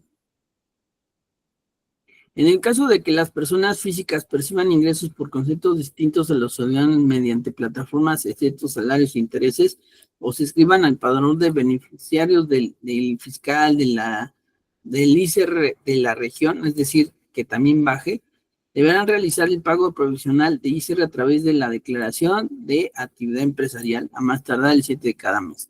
Que bueno, en ese caso también es cuando haces obviamente esa cuestión de decir, yo lo voy a hacer por pago provisional, tienes que hacer los dos, es decir, vas a entrar al de plataformas y vas a entrar al de actividad empresarial y vas a hacer los dos, ¿vale? Los dos cálculos tienes que hacer. Expedición de facturas, bueno, esa es otra, obviamente tienes que hacer la expedición de facturas y enviarlos al correo, obviamente, del receptor. Bueno, en resumen, ya para no aburrirlos, ¿qué haces en el cálculo de estas personas? Bueno, el primero es que les vuelvo a decir, hay dos formas, pago definitivo y pagos provisionales. En el pago definitivo, la mecánica va a ser tomar los ingresos por por el porcentaje. En el segundo, si lo vas a hacer por pagos provisionales, lo tienes que hacer también por actividad empresarial, ¿vale? Es la actividad empresarial, ingreso menos egreso, y ya lo ahora sí una tarifa, ¿vale? Y luego de ahí, el IVA. El IVA vas a tener que dar de alta en la plataforma con su RFC para poder tener el beneficio de la mitad. Es decir, si la tasa vale 16, la mitad, ¿cuánto es? Y eso también te lo dice la ley del IVA, que vas a poder tomar el 50% como beneficio al dar de alta tu RFC en la plataforma. Si no lo haces, tomas todo, te van a decir 16% porque no diste tu RFC en la plataforma, ¿vale? Pero al dar de alta tu RFC, ¿qué quiere decir? Que hay que expedir factura, que ya te localizaron como tal, etcétera. Entonces, es por eso que algunos lo hagan o no lo hagan. Y ya, pero es básicamente esa es la mecánica de estas plataformas digitales. Ahorita les voy a presentar un calculito por ahí encima del ICR para que vean cómo se hace, ¿vale? Ya la siguiente clase nos vamos a seguir. Ahorita nada más quiero que tengan la idea para que no sea, para que lo entiendan, ¿vale?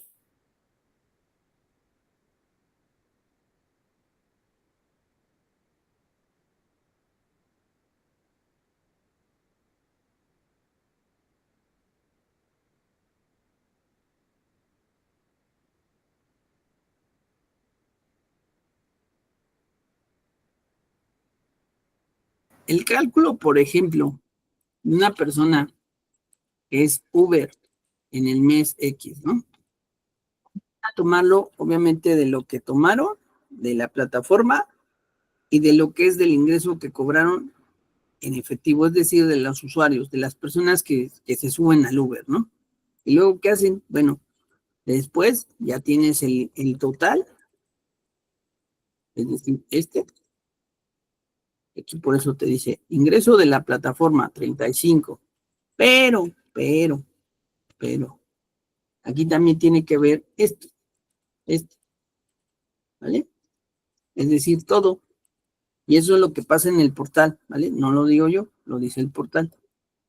En el portal van a estar los dos, y el otro, el que es del efectivo, es decir, el que te da el usuario común, es decir, nosotros que nos subimos. Luego de ahí hay un monto que que es el monto que te da de cuando es por transporte, que es 2.1, y lo multiplicas.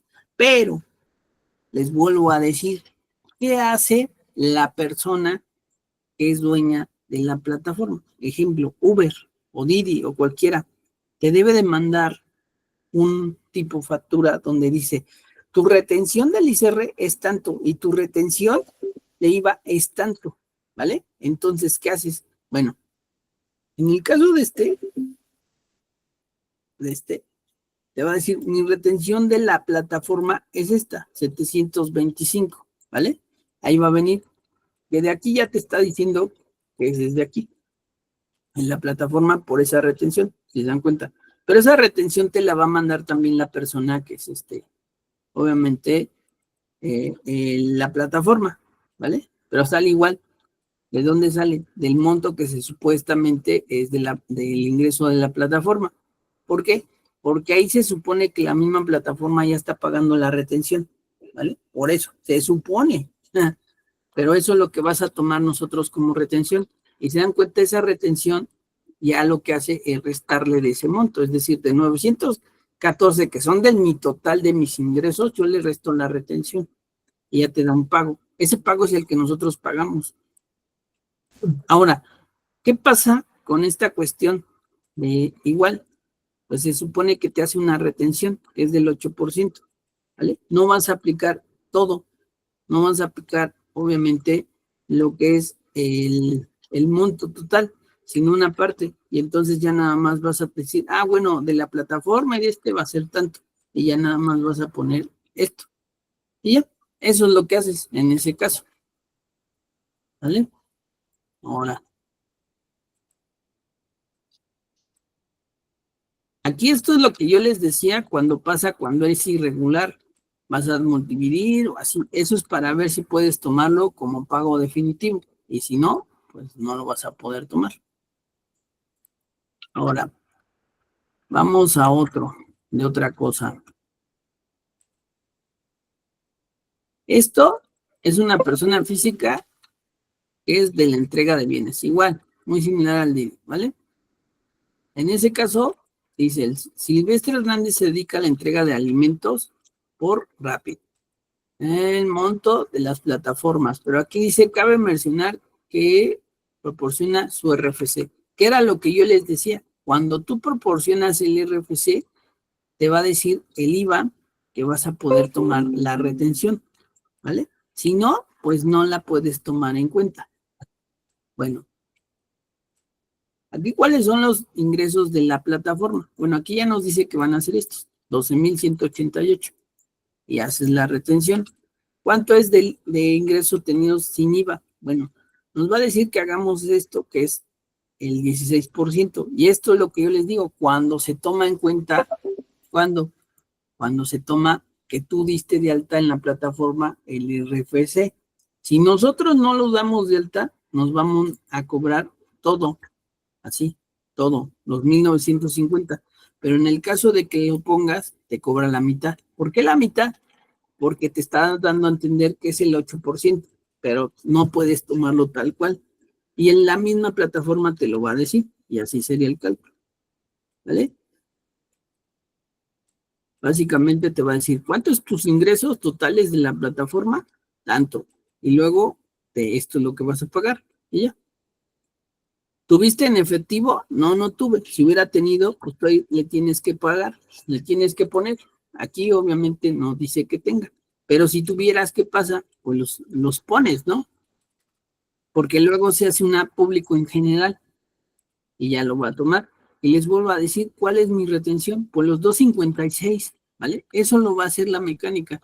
Y esos 256, al momento de que a nosotros nos mandan, se supone que el cálculo uno lo puede hacer, si se dan cuenta, pero se supone que la plataforma o el Uber nos tiene que mandar esa información en un CFDI, ¿vale? Esa retención ahí va a venir. Uno lo puede hacer, si se dan cuenta, pero ellos tienen esa obligación y ahí corroboras que está bien, ¿vale? Bueno. Eso es lo que haces en la plataforma, ¿vale? Revisar básicamente estos cálculos. Y obviamente entras a la plataforma, ahí donde ya les había dicho en persona física, o en físicas o personas, y luego te vas a esta plataforma. Y va a ser lo mismo. Al rato, la siguiente clase vamos a entrar. Y se van a dar cuenta que este cálculo, que era lo mismo que siempre les he dicho, los cálculos que están en un papel, hacen lo mismo, ¿vale? Bueno, ¿dudas o algo, muchachos?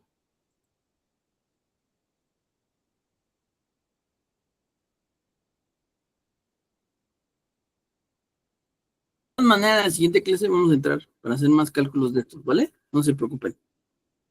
Para que vean cuáles son los casos, ¿vale? Pero aún así, ¿alguna duda de cómo se hace este cálculo? Ah, otra cosa, en el portal del SAT No, profe. no hay precarga, ¿vale? Aquí no hay precarga. Aquí sí se hace manual. Por eso hay que saberlo hacer. Aquí sí no hay de que me ayude el SAT. No hay eso de que se ayude con el CFD. Que aunque aún así, todo lo que dice siempre la persona física, la ley va a ser ingreso percibido, ¿vale? Eso sí, acuérdense de eso. Y aquí acuérdense que también hay una tarifa, pero que va a depender esa tarifa de un porcentaje, que en este caso es 2,1, el 1% enajenación y 4% hospedaje. Esos porcentajes son de ley, que los aprendan. Bueno, ¿dudas o algo, muchachos?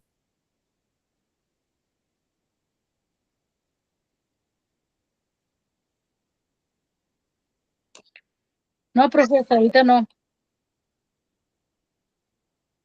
A la siguiente clase vamos a seguir con estos cálculos, ¿vale? Para que les quede un poco más claro. Ahorita nada más quise que se dieran cuenta cómo es el cálculo, más o menos, del ICR y del IVA. ¿Por qué?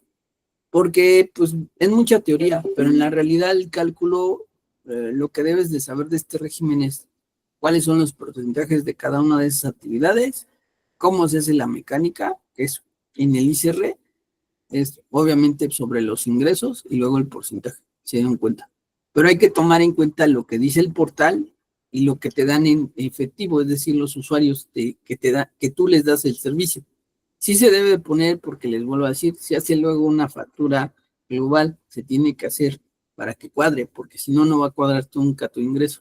Segundo, porque en algún momento si te llega a revisar la autoridad, pues se van a dar cuenta y te van a hacer que pagues esos ingresos, ¿no? A lo mejor nunca lo hacen, a lo mejor sí, quién sabe, ¿no? Pero bueno, por si sí, por si no, hay que hacerlo. Bueno, vamos a continuar ahora con esa reforma de estas plataformas, que no es fiscal, es laboral y es del INSS, ¿vale?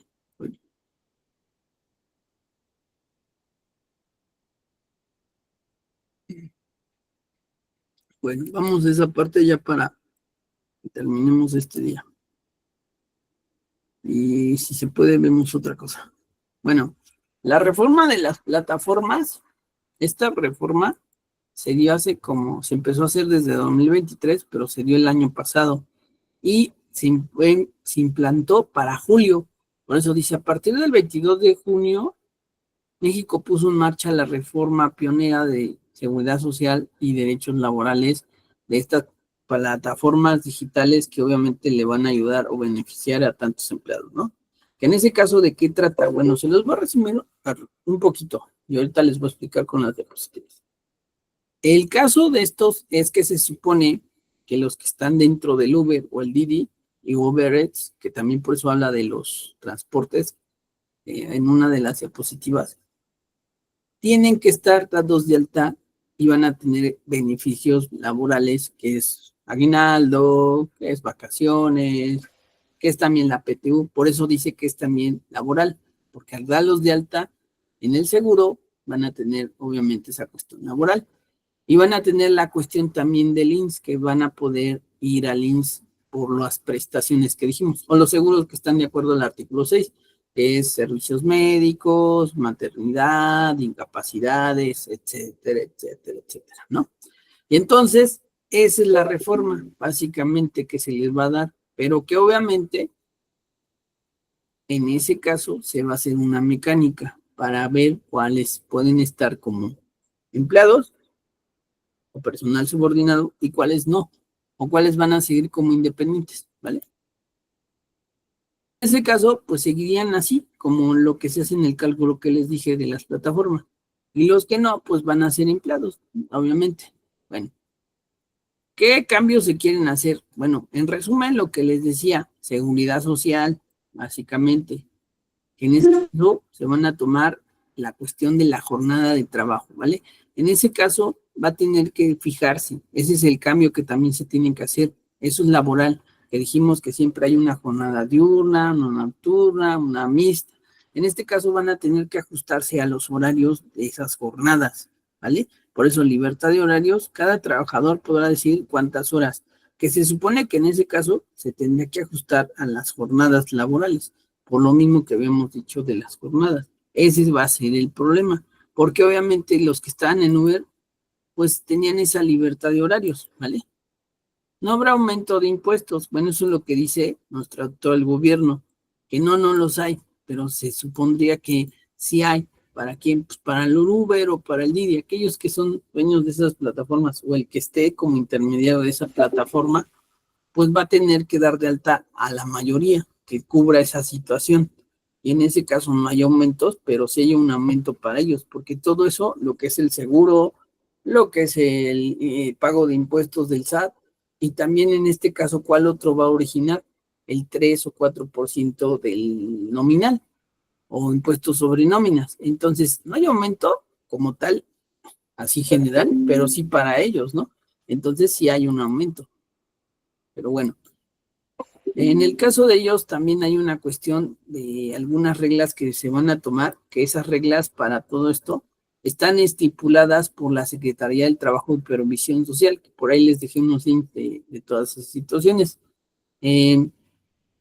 La cuestión también tiene que ver con la cuestión de, también nos habla del acoso, de la cuestión del hostigamiento. En ese caso, eso es laboral, por eso también esta reforma va muy encaminada, les vuelvo a decir, a darles derechos a estas personas laborales, que uno de esos derechos, les vuelvo a decir, es el aguinaldo, las vacaciones, etcétera, ¿no? Todo lo que anduvimos hablando también en el diplomado un poco, ¿no?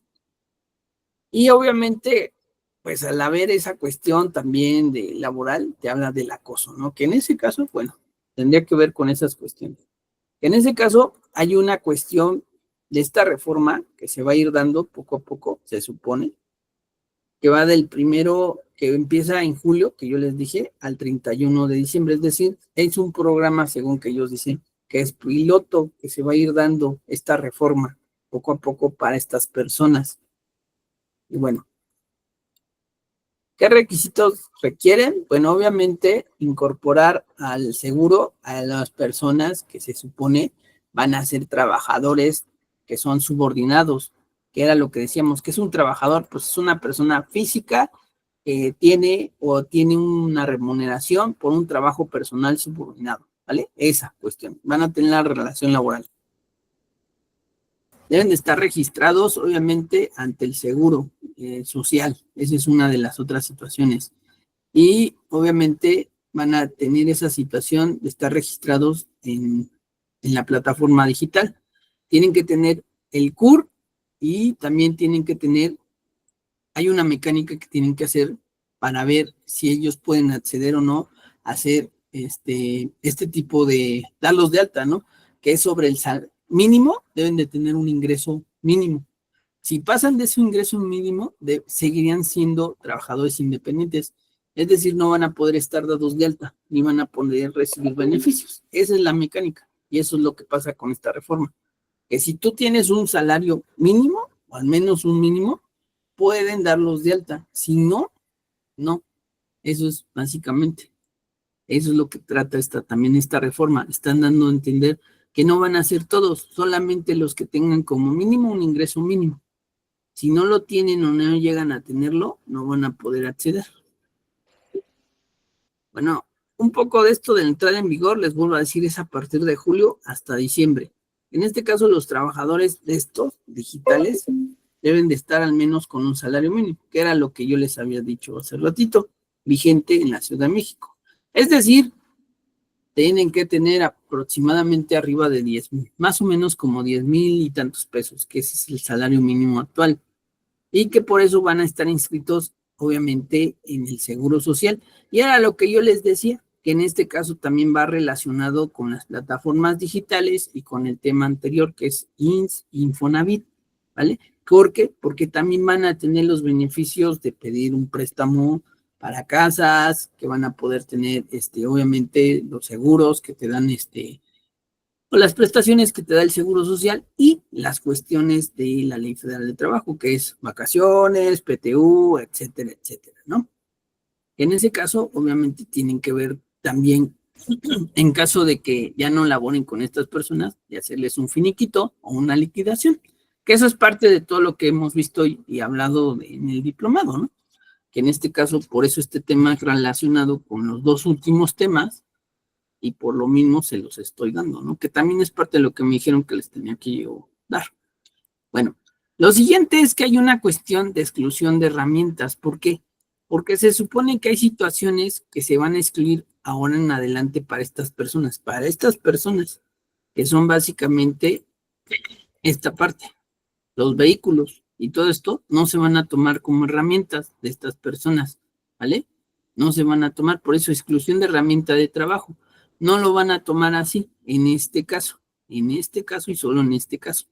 Y eso es lo que nos dice la Secretaría de Trabajo y Previsión Social, que por eso les digo, los que dictan estas reglas va a ser ellos, la Secretaría del Trabajo y Previsión Social. Ellos van a dictar estas mecánicas para poder tomar en cuenta quién es un ingreso mínimo o un ingreso que se le va a tomar neto, ¿vale? Que esa es la mecánica que se hace. Bueno, para calcular el ingreso neto mensual de las personas trabajadoras en plataformas digitales se tomará el ingreso mensual que se aplicará de la exclusión de un porcentaje diferenciado derivado del uso intensivo y continuo de la plataforma como herramienta de trabajo tecnológico. En este sentido, el parámetro de referencia para el cálculo del ingreso neto considerará las distintas situaciones operativas de los trabajadores, tales como intensidad de trabajo, tipos de gastos en que incurre y nivel de ingresos generados. Por tanto, el parámetro de referencia que corresponde al porcentaje diferenciado de exclusión será el trabajo de herramienta de trabajo física proporcionada por la persona trabajadora conforme a las siguientes categorías.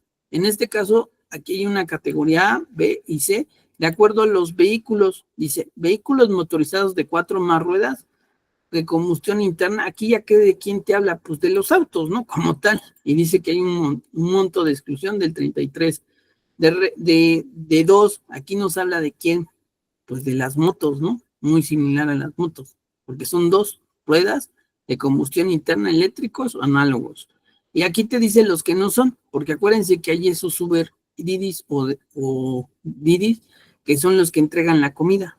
Por eso les digo que hubo una reforma también de estas personas, que aparte hay un porcentaje que tienen que pagar estatalmente, o es decir, en la Ciudad de México, solo en la Ciudad de México, ¿vale? Yo que me acuerdo solamente han hecho esa reforma ahí en 2023.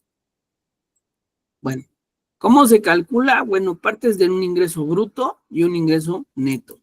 Eso hay abajo un rato un ejemplito que ahorita les voy a pasar más a ratito. De ahí parte, ¿vale? Para llegar al neto, que eso es de ahí de donde decimos si van a estar dentro de, o sea, darlos de alta en el seguro o no, ¿vale? Bueno, ¿qué cuestiones se deben de dar? Lo que yo les dije, asegurar a las personas eso es una cuestión de la reforma, que eso es lo que se está buscando. Bueno, en este caso nos dice que estas personas trabajadoras van a estar de acuerdo a la aplicación del factor de exclusión, que es y en ese caso deben de estar generando un ingreso neto mensual de por lo menos, dice de por lo menos, un ingreso salario mínimo mensual. Está diciendo que por lo menos, ¿qué quiere decir que por lo menos? Que puede, en este caso, dar un poco más de ese mínimo, ¿vale? Para que sean sujetas del aseguramiento del INSS. Esa es la regla básica, que tienen que estar por lo menos un salario para que los puedan dar de alta en el INSS, ¿vale? Contratación de servicios especializados. Bueno, se las voy a leer, se los iba a resumir, pero se las voy a leer. Se establece que los patrones trabajadores de plataformas no podrán utilizar esquemas de subcontratación que encubran una relación laboral, ¿vale? ¿Qué es esto? Bueno, dame un Anteriormente se supone que se ocupaban estos servicios de intermediación, donde se supone que una persona contrataba a una empresa para que le diera un servicio especializado, que hoy ya se llama prestación de servicios especializados, obras especializadas, o se debe mandar un RETSE, un registro del RETSE, y en ese caso es para eso, para que otra persona le dé ese servicio. Entonces, ¿qué te quieren decir con esto? Que no va a haber esa situación de intermediación de una empresa, le dé ese servicio y que hagan pasar esta situación por eso. No, no se va a poder, ¿vale? Si muchos estaban pensando hacer eso, tómala, no se puede. Tienen que ser las personas que ellos ya dieron de alta, que están utilizando la plataforma y que las den de alta. Eso es lo que te quiere decir, ¿vale? No van a poder utilizar un tercero o un personal de terceros. Arrendamiento de vehículos. Para las personas trabajadoras de la plataforma digital que utilice como herramienta de trabajo el arrendamiento de vehículos, se especifica que esta será considerada un acto jurídico de naturaleza civil, por lo que en ningún caso se podrá considerar el arrendamiento como una relación laboral, que en ese caso, bueno, es muy similar a lo que les digo, son personas que están ahí, pero que en ese caso no tienen carro y que se supone que les están dando el auto, ¿no? Y que se lo están arrendando, por así decirlo. Y en ese caso, pues, no se van a tomar como relación laboral. Es decir, hay reglas que les vuelvo a decir que están ahí de la Secretaría de Trabajo y Previsión Social, y algunas de estas reglas, la primera es que deben de tener un ingreso mínimo, como mínimo para darlas de alta. La segunda es que no se puede tomar como una intermediación, es decir, que alguien les dé el servicio de otros trabajadores para darles el manejo del servicio que están dando en plataformas, que en este caso, choferes, ¿no? O las personas que van y entregan la comida, no pueden hacer eso mediante otra empresa. La otra, que tampoco pueden tomar a esas personas como un arrendamiento, no se va a tomar como relación laboral, solamente aquellos que están dentro de, y básicamente tienen un ingreso mínimo, es decir, mínimo neto. Ahorita les voy a explicar por qué neto. Y bueno, y que si no, obviamente se va a dar a partir del primero y que se van a dar de acuerdo a estas categorías, ¿no? 60, 50, 15, etcétera, ¿no? Bueno, disposiciones de carácter general, bueno, eso, ahí viene un lead que ahí te dice un poco que esa es la prueba piloto, todo esto que les estoy diciendo que es a partir de julio, ¿no? Hasta diciembre. Que en ese caso el salario base de cotización de las personas trabajadoras se calculará dividiendo el ingreso neto mensual por los días de calendario del mes correspondiente después de haber realizado las exclusiones correspondientes. Por en tanto, las cuotas proveero se determinará de acuerdo al régimen financiero de cada ramo del asegurado obligatorio. Bueno, esto que ya nos dice aquí es que lo mismo que habíamos dicho, que qué pasa en el Seguro Social, que nosotros tenemos la obligación de darlo 5 días naturales, 5 días después, ¿vale? Lo máximo, que era de acuerdo a la ley del Seguro Social. ¿Y cómo vamos a sacar el salario base de cotización? Pues igual, como dijimos, se va a tomar la parte ahora sí, ya tomando el ingreso neto, que eso es lo primero, es decir, si tú ganas un salario como mínimo o arriba de ese mínimo, pues lo vas a tomar como el factor de integración, es decir, vas a tomar tus 15 días del aguinaldo, tus vacaciones, tu prima y tan. Lo que les dije en el casito de Excel o en lo que hemos dicho, ¿vale? Lo básico. Y ya de ahí lo haces. Es decir, si se dieron cuenta, esa reforma laboral o del Seguro Social es ¿para qué? Para dar de alta a esas personas, si se dan cuenta. Pero la mecánica va a seguir siendo la misma, ¿vale? La misma que hemos visto hasta hoy. O la que se sigue haciendo, ¿vale? Obligaciones de las personas que son patrones de plataformas digitales. Inscripción a los trabajadores, presentar avisos. Es decir, van a tener las mismas que ya dijimos que tiene el INS, que tienes tú como patrón en el INS y en el Infonavit, ¿vale? Ahí no cambian. ¿Qué sí cambia? Pues la cuestión está, que ¿qué hacemos? Pues ¿qué hacemos? O la que tienen las plataformas es que si tienes una persona que está ahí contigo y mientras esté contigo y no la tomes como arrendamiento o no tomes alguna intermediación, pues hay que darlas de alta si tienes un ingreso como mínimo mensual que se va a llamar ingreso neto, ¿vale? Aquellos que no tengan, no van a poder tomarse como ellos y no van a estar obligados a darlos de alta, que son los que les van a llamar trabajadores independientes, ¿vale? Entonces, la mecánica va a ser la siguiente. Vas a tomar el ingreso bruto mensual. Le vas a tomar el porcentaje de la plataforma, un porcentaje y el ISR, ¿vale? Al final, ¿qué tienes que hacer? Pues dejar esta cuestión como un ingreso neto, ¿vale? Que el ingreso neto sería este. Después de quitarle las cuotas, dejarle de la plataforma.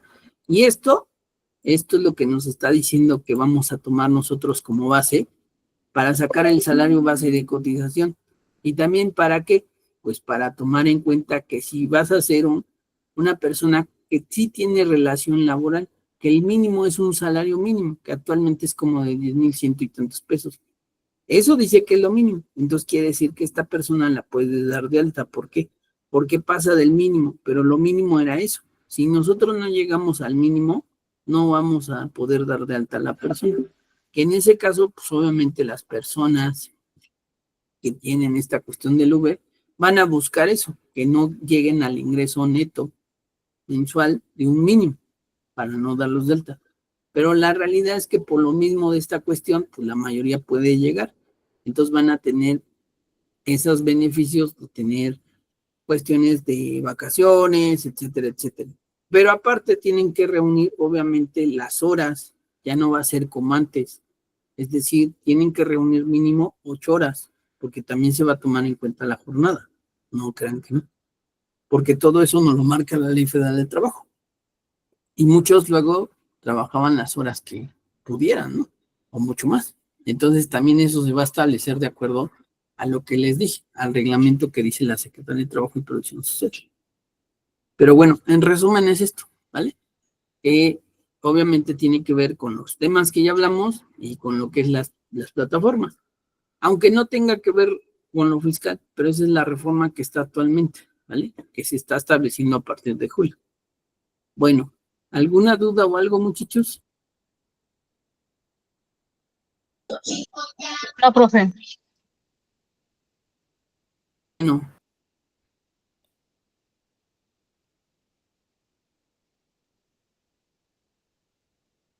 Ir al portal del SAT para que vean en dónde se encuentra un minisitio que habla de las plataformas, ¿vale?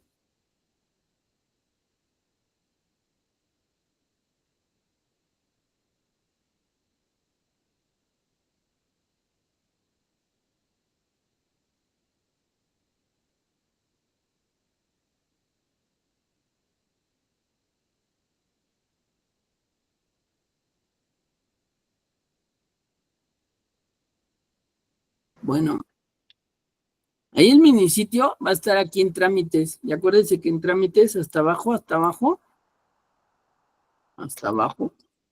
van a estar siempre los minisitios. Ahí van a estar todos. Pero bueno, ahorita vamos a ir al de plataformas, que es el tema. En el de plataformas nos va a decir mucho de lo que ya les comenté y otras cosas. Por eso se los abro. Ahí está. Y ya luego lo que vamos a ver, si se dan cuenta, dice plataformas tecnológicas.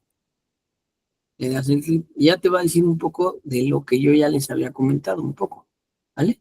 Entrega, transporte, hospedaje, etcétera, ¿no? Mucho de eso ya se los había dicho. ¿Para qué les sirve este? Pues obviamente mucho de esto era por lo que yo les había comentado. Este es el listado, yo ahí lo tengo, luego se los envío. Eso es el listado que luego nos va a decir de las personas que ya se deben de dar de alta, que son estas. Acá está, ese es el decreto. Y era lo que decíamos, ¿quién va a estar la denominación, el nombre, la ciudad, la fecha de inscripción? Es decir, ellos ya tuvieron que tener lo que yo les decía, que anteriormente ellos eran sin establecimiento permanente, hoy ya no pueden, tienen que estar dados de alta para empezar. Y ya también en algunos casos tienen un establecimiento permanente por lo mismo de estas plataformas, ¿vale?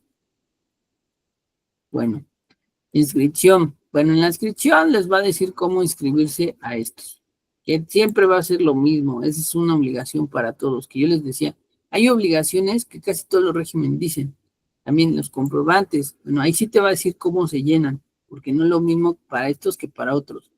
y obviamente ahí va a estar la retención, ¿vale? Declaraciones. Bueno, las declaraciones, aquí ya te va a decir la informativa de ellos y va a ser la declaración. ¿Quiénes la presentan? Y aquí ya te dice los días y todo.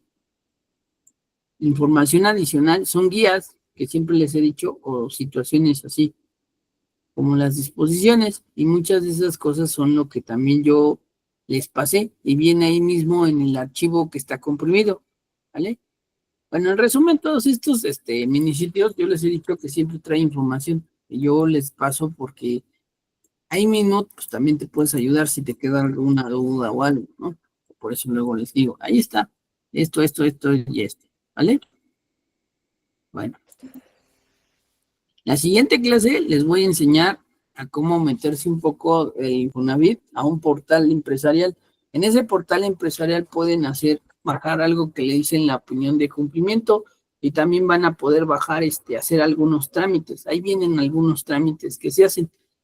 Yo les voy a explicar, hay una guía, pero hay una forma más fácil de hacerlo, ¿vale?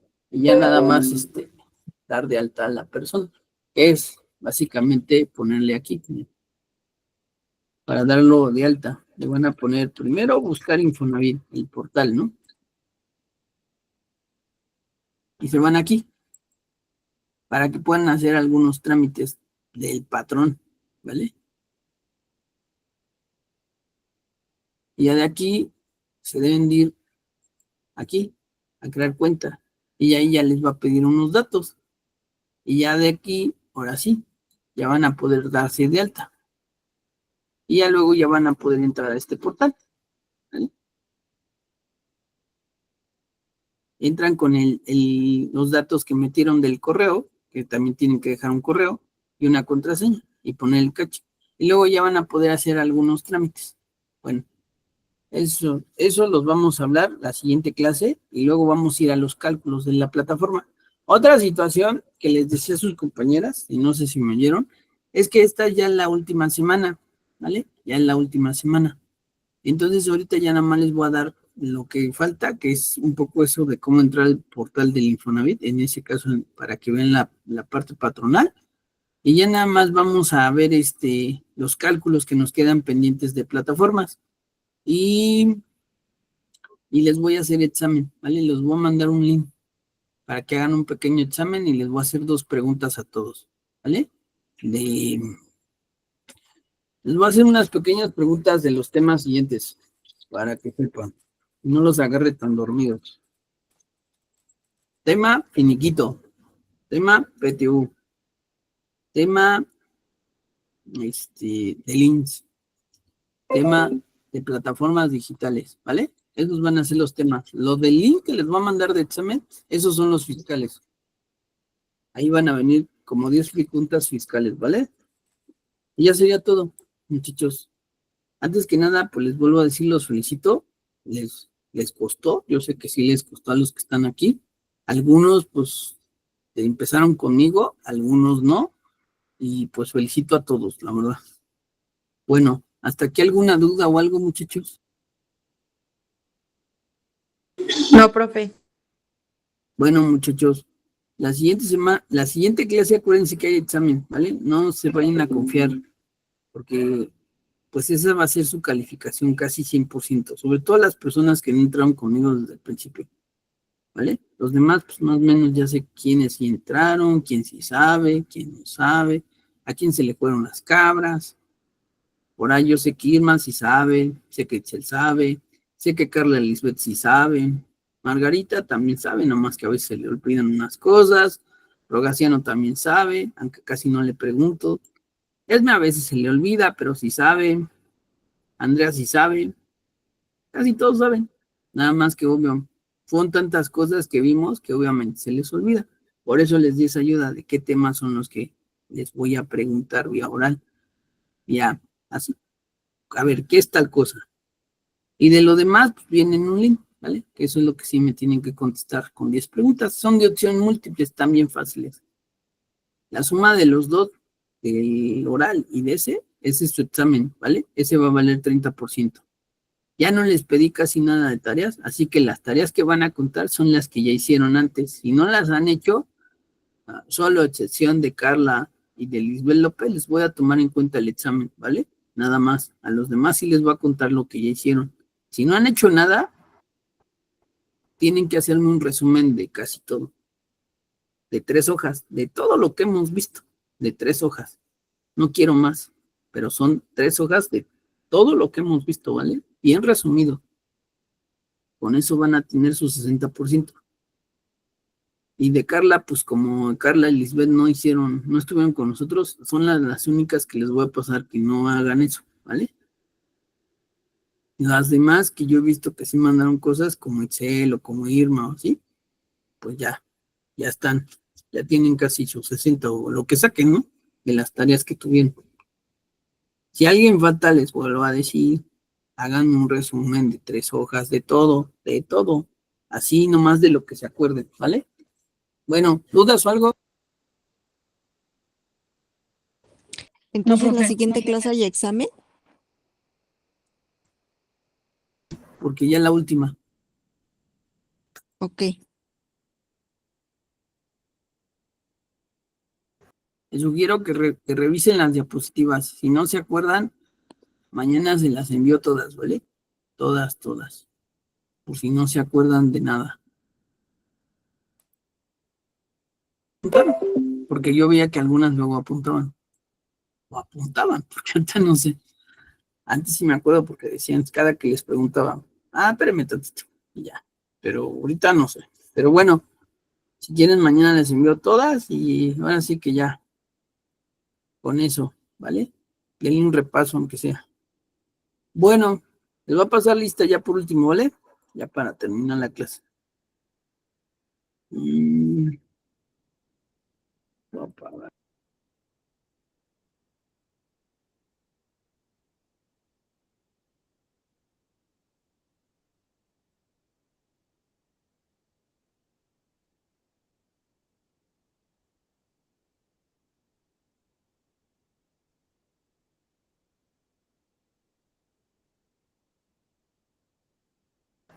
Bueno, voy a pasar lista, ¿vale? Está Rogaciano, sí está, ¿verdad? Esmeralda, Presente. gracias. Itzel, Presente, profe. gracias. Margarita, Presente, profe. gracias. Irma, Profe presente. gracias, Irma. Oscar, pues sí, ya no viene. Vanessa Lisbeth López Cuevas, Presente. gracias. Andrea Moreno, Presente. gracias. Y por último, Carla Lisbeth. Y si falta alguien que me avise. Presente.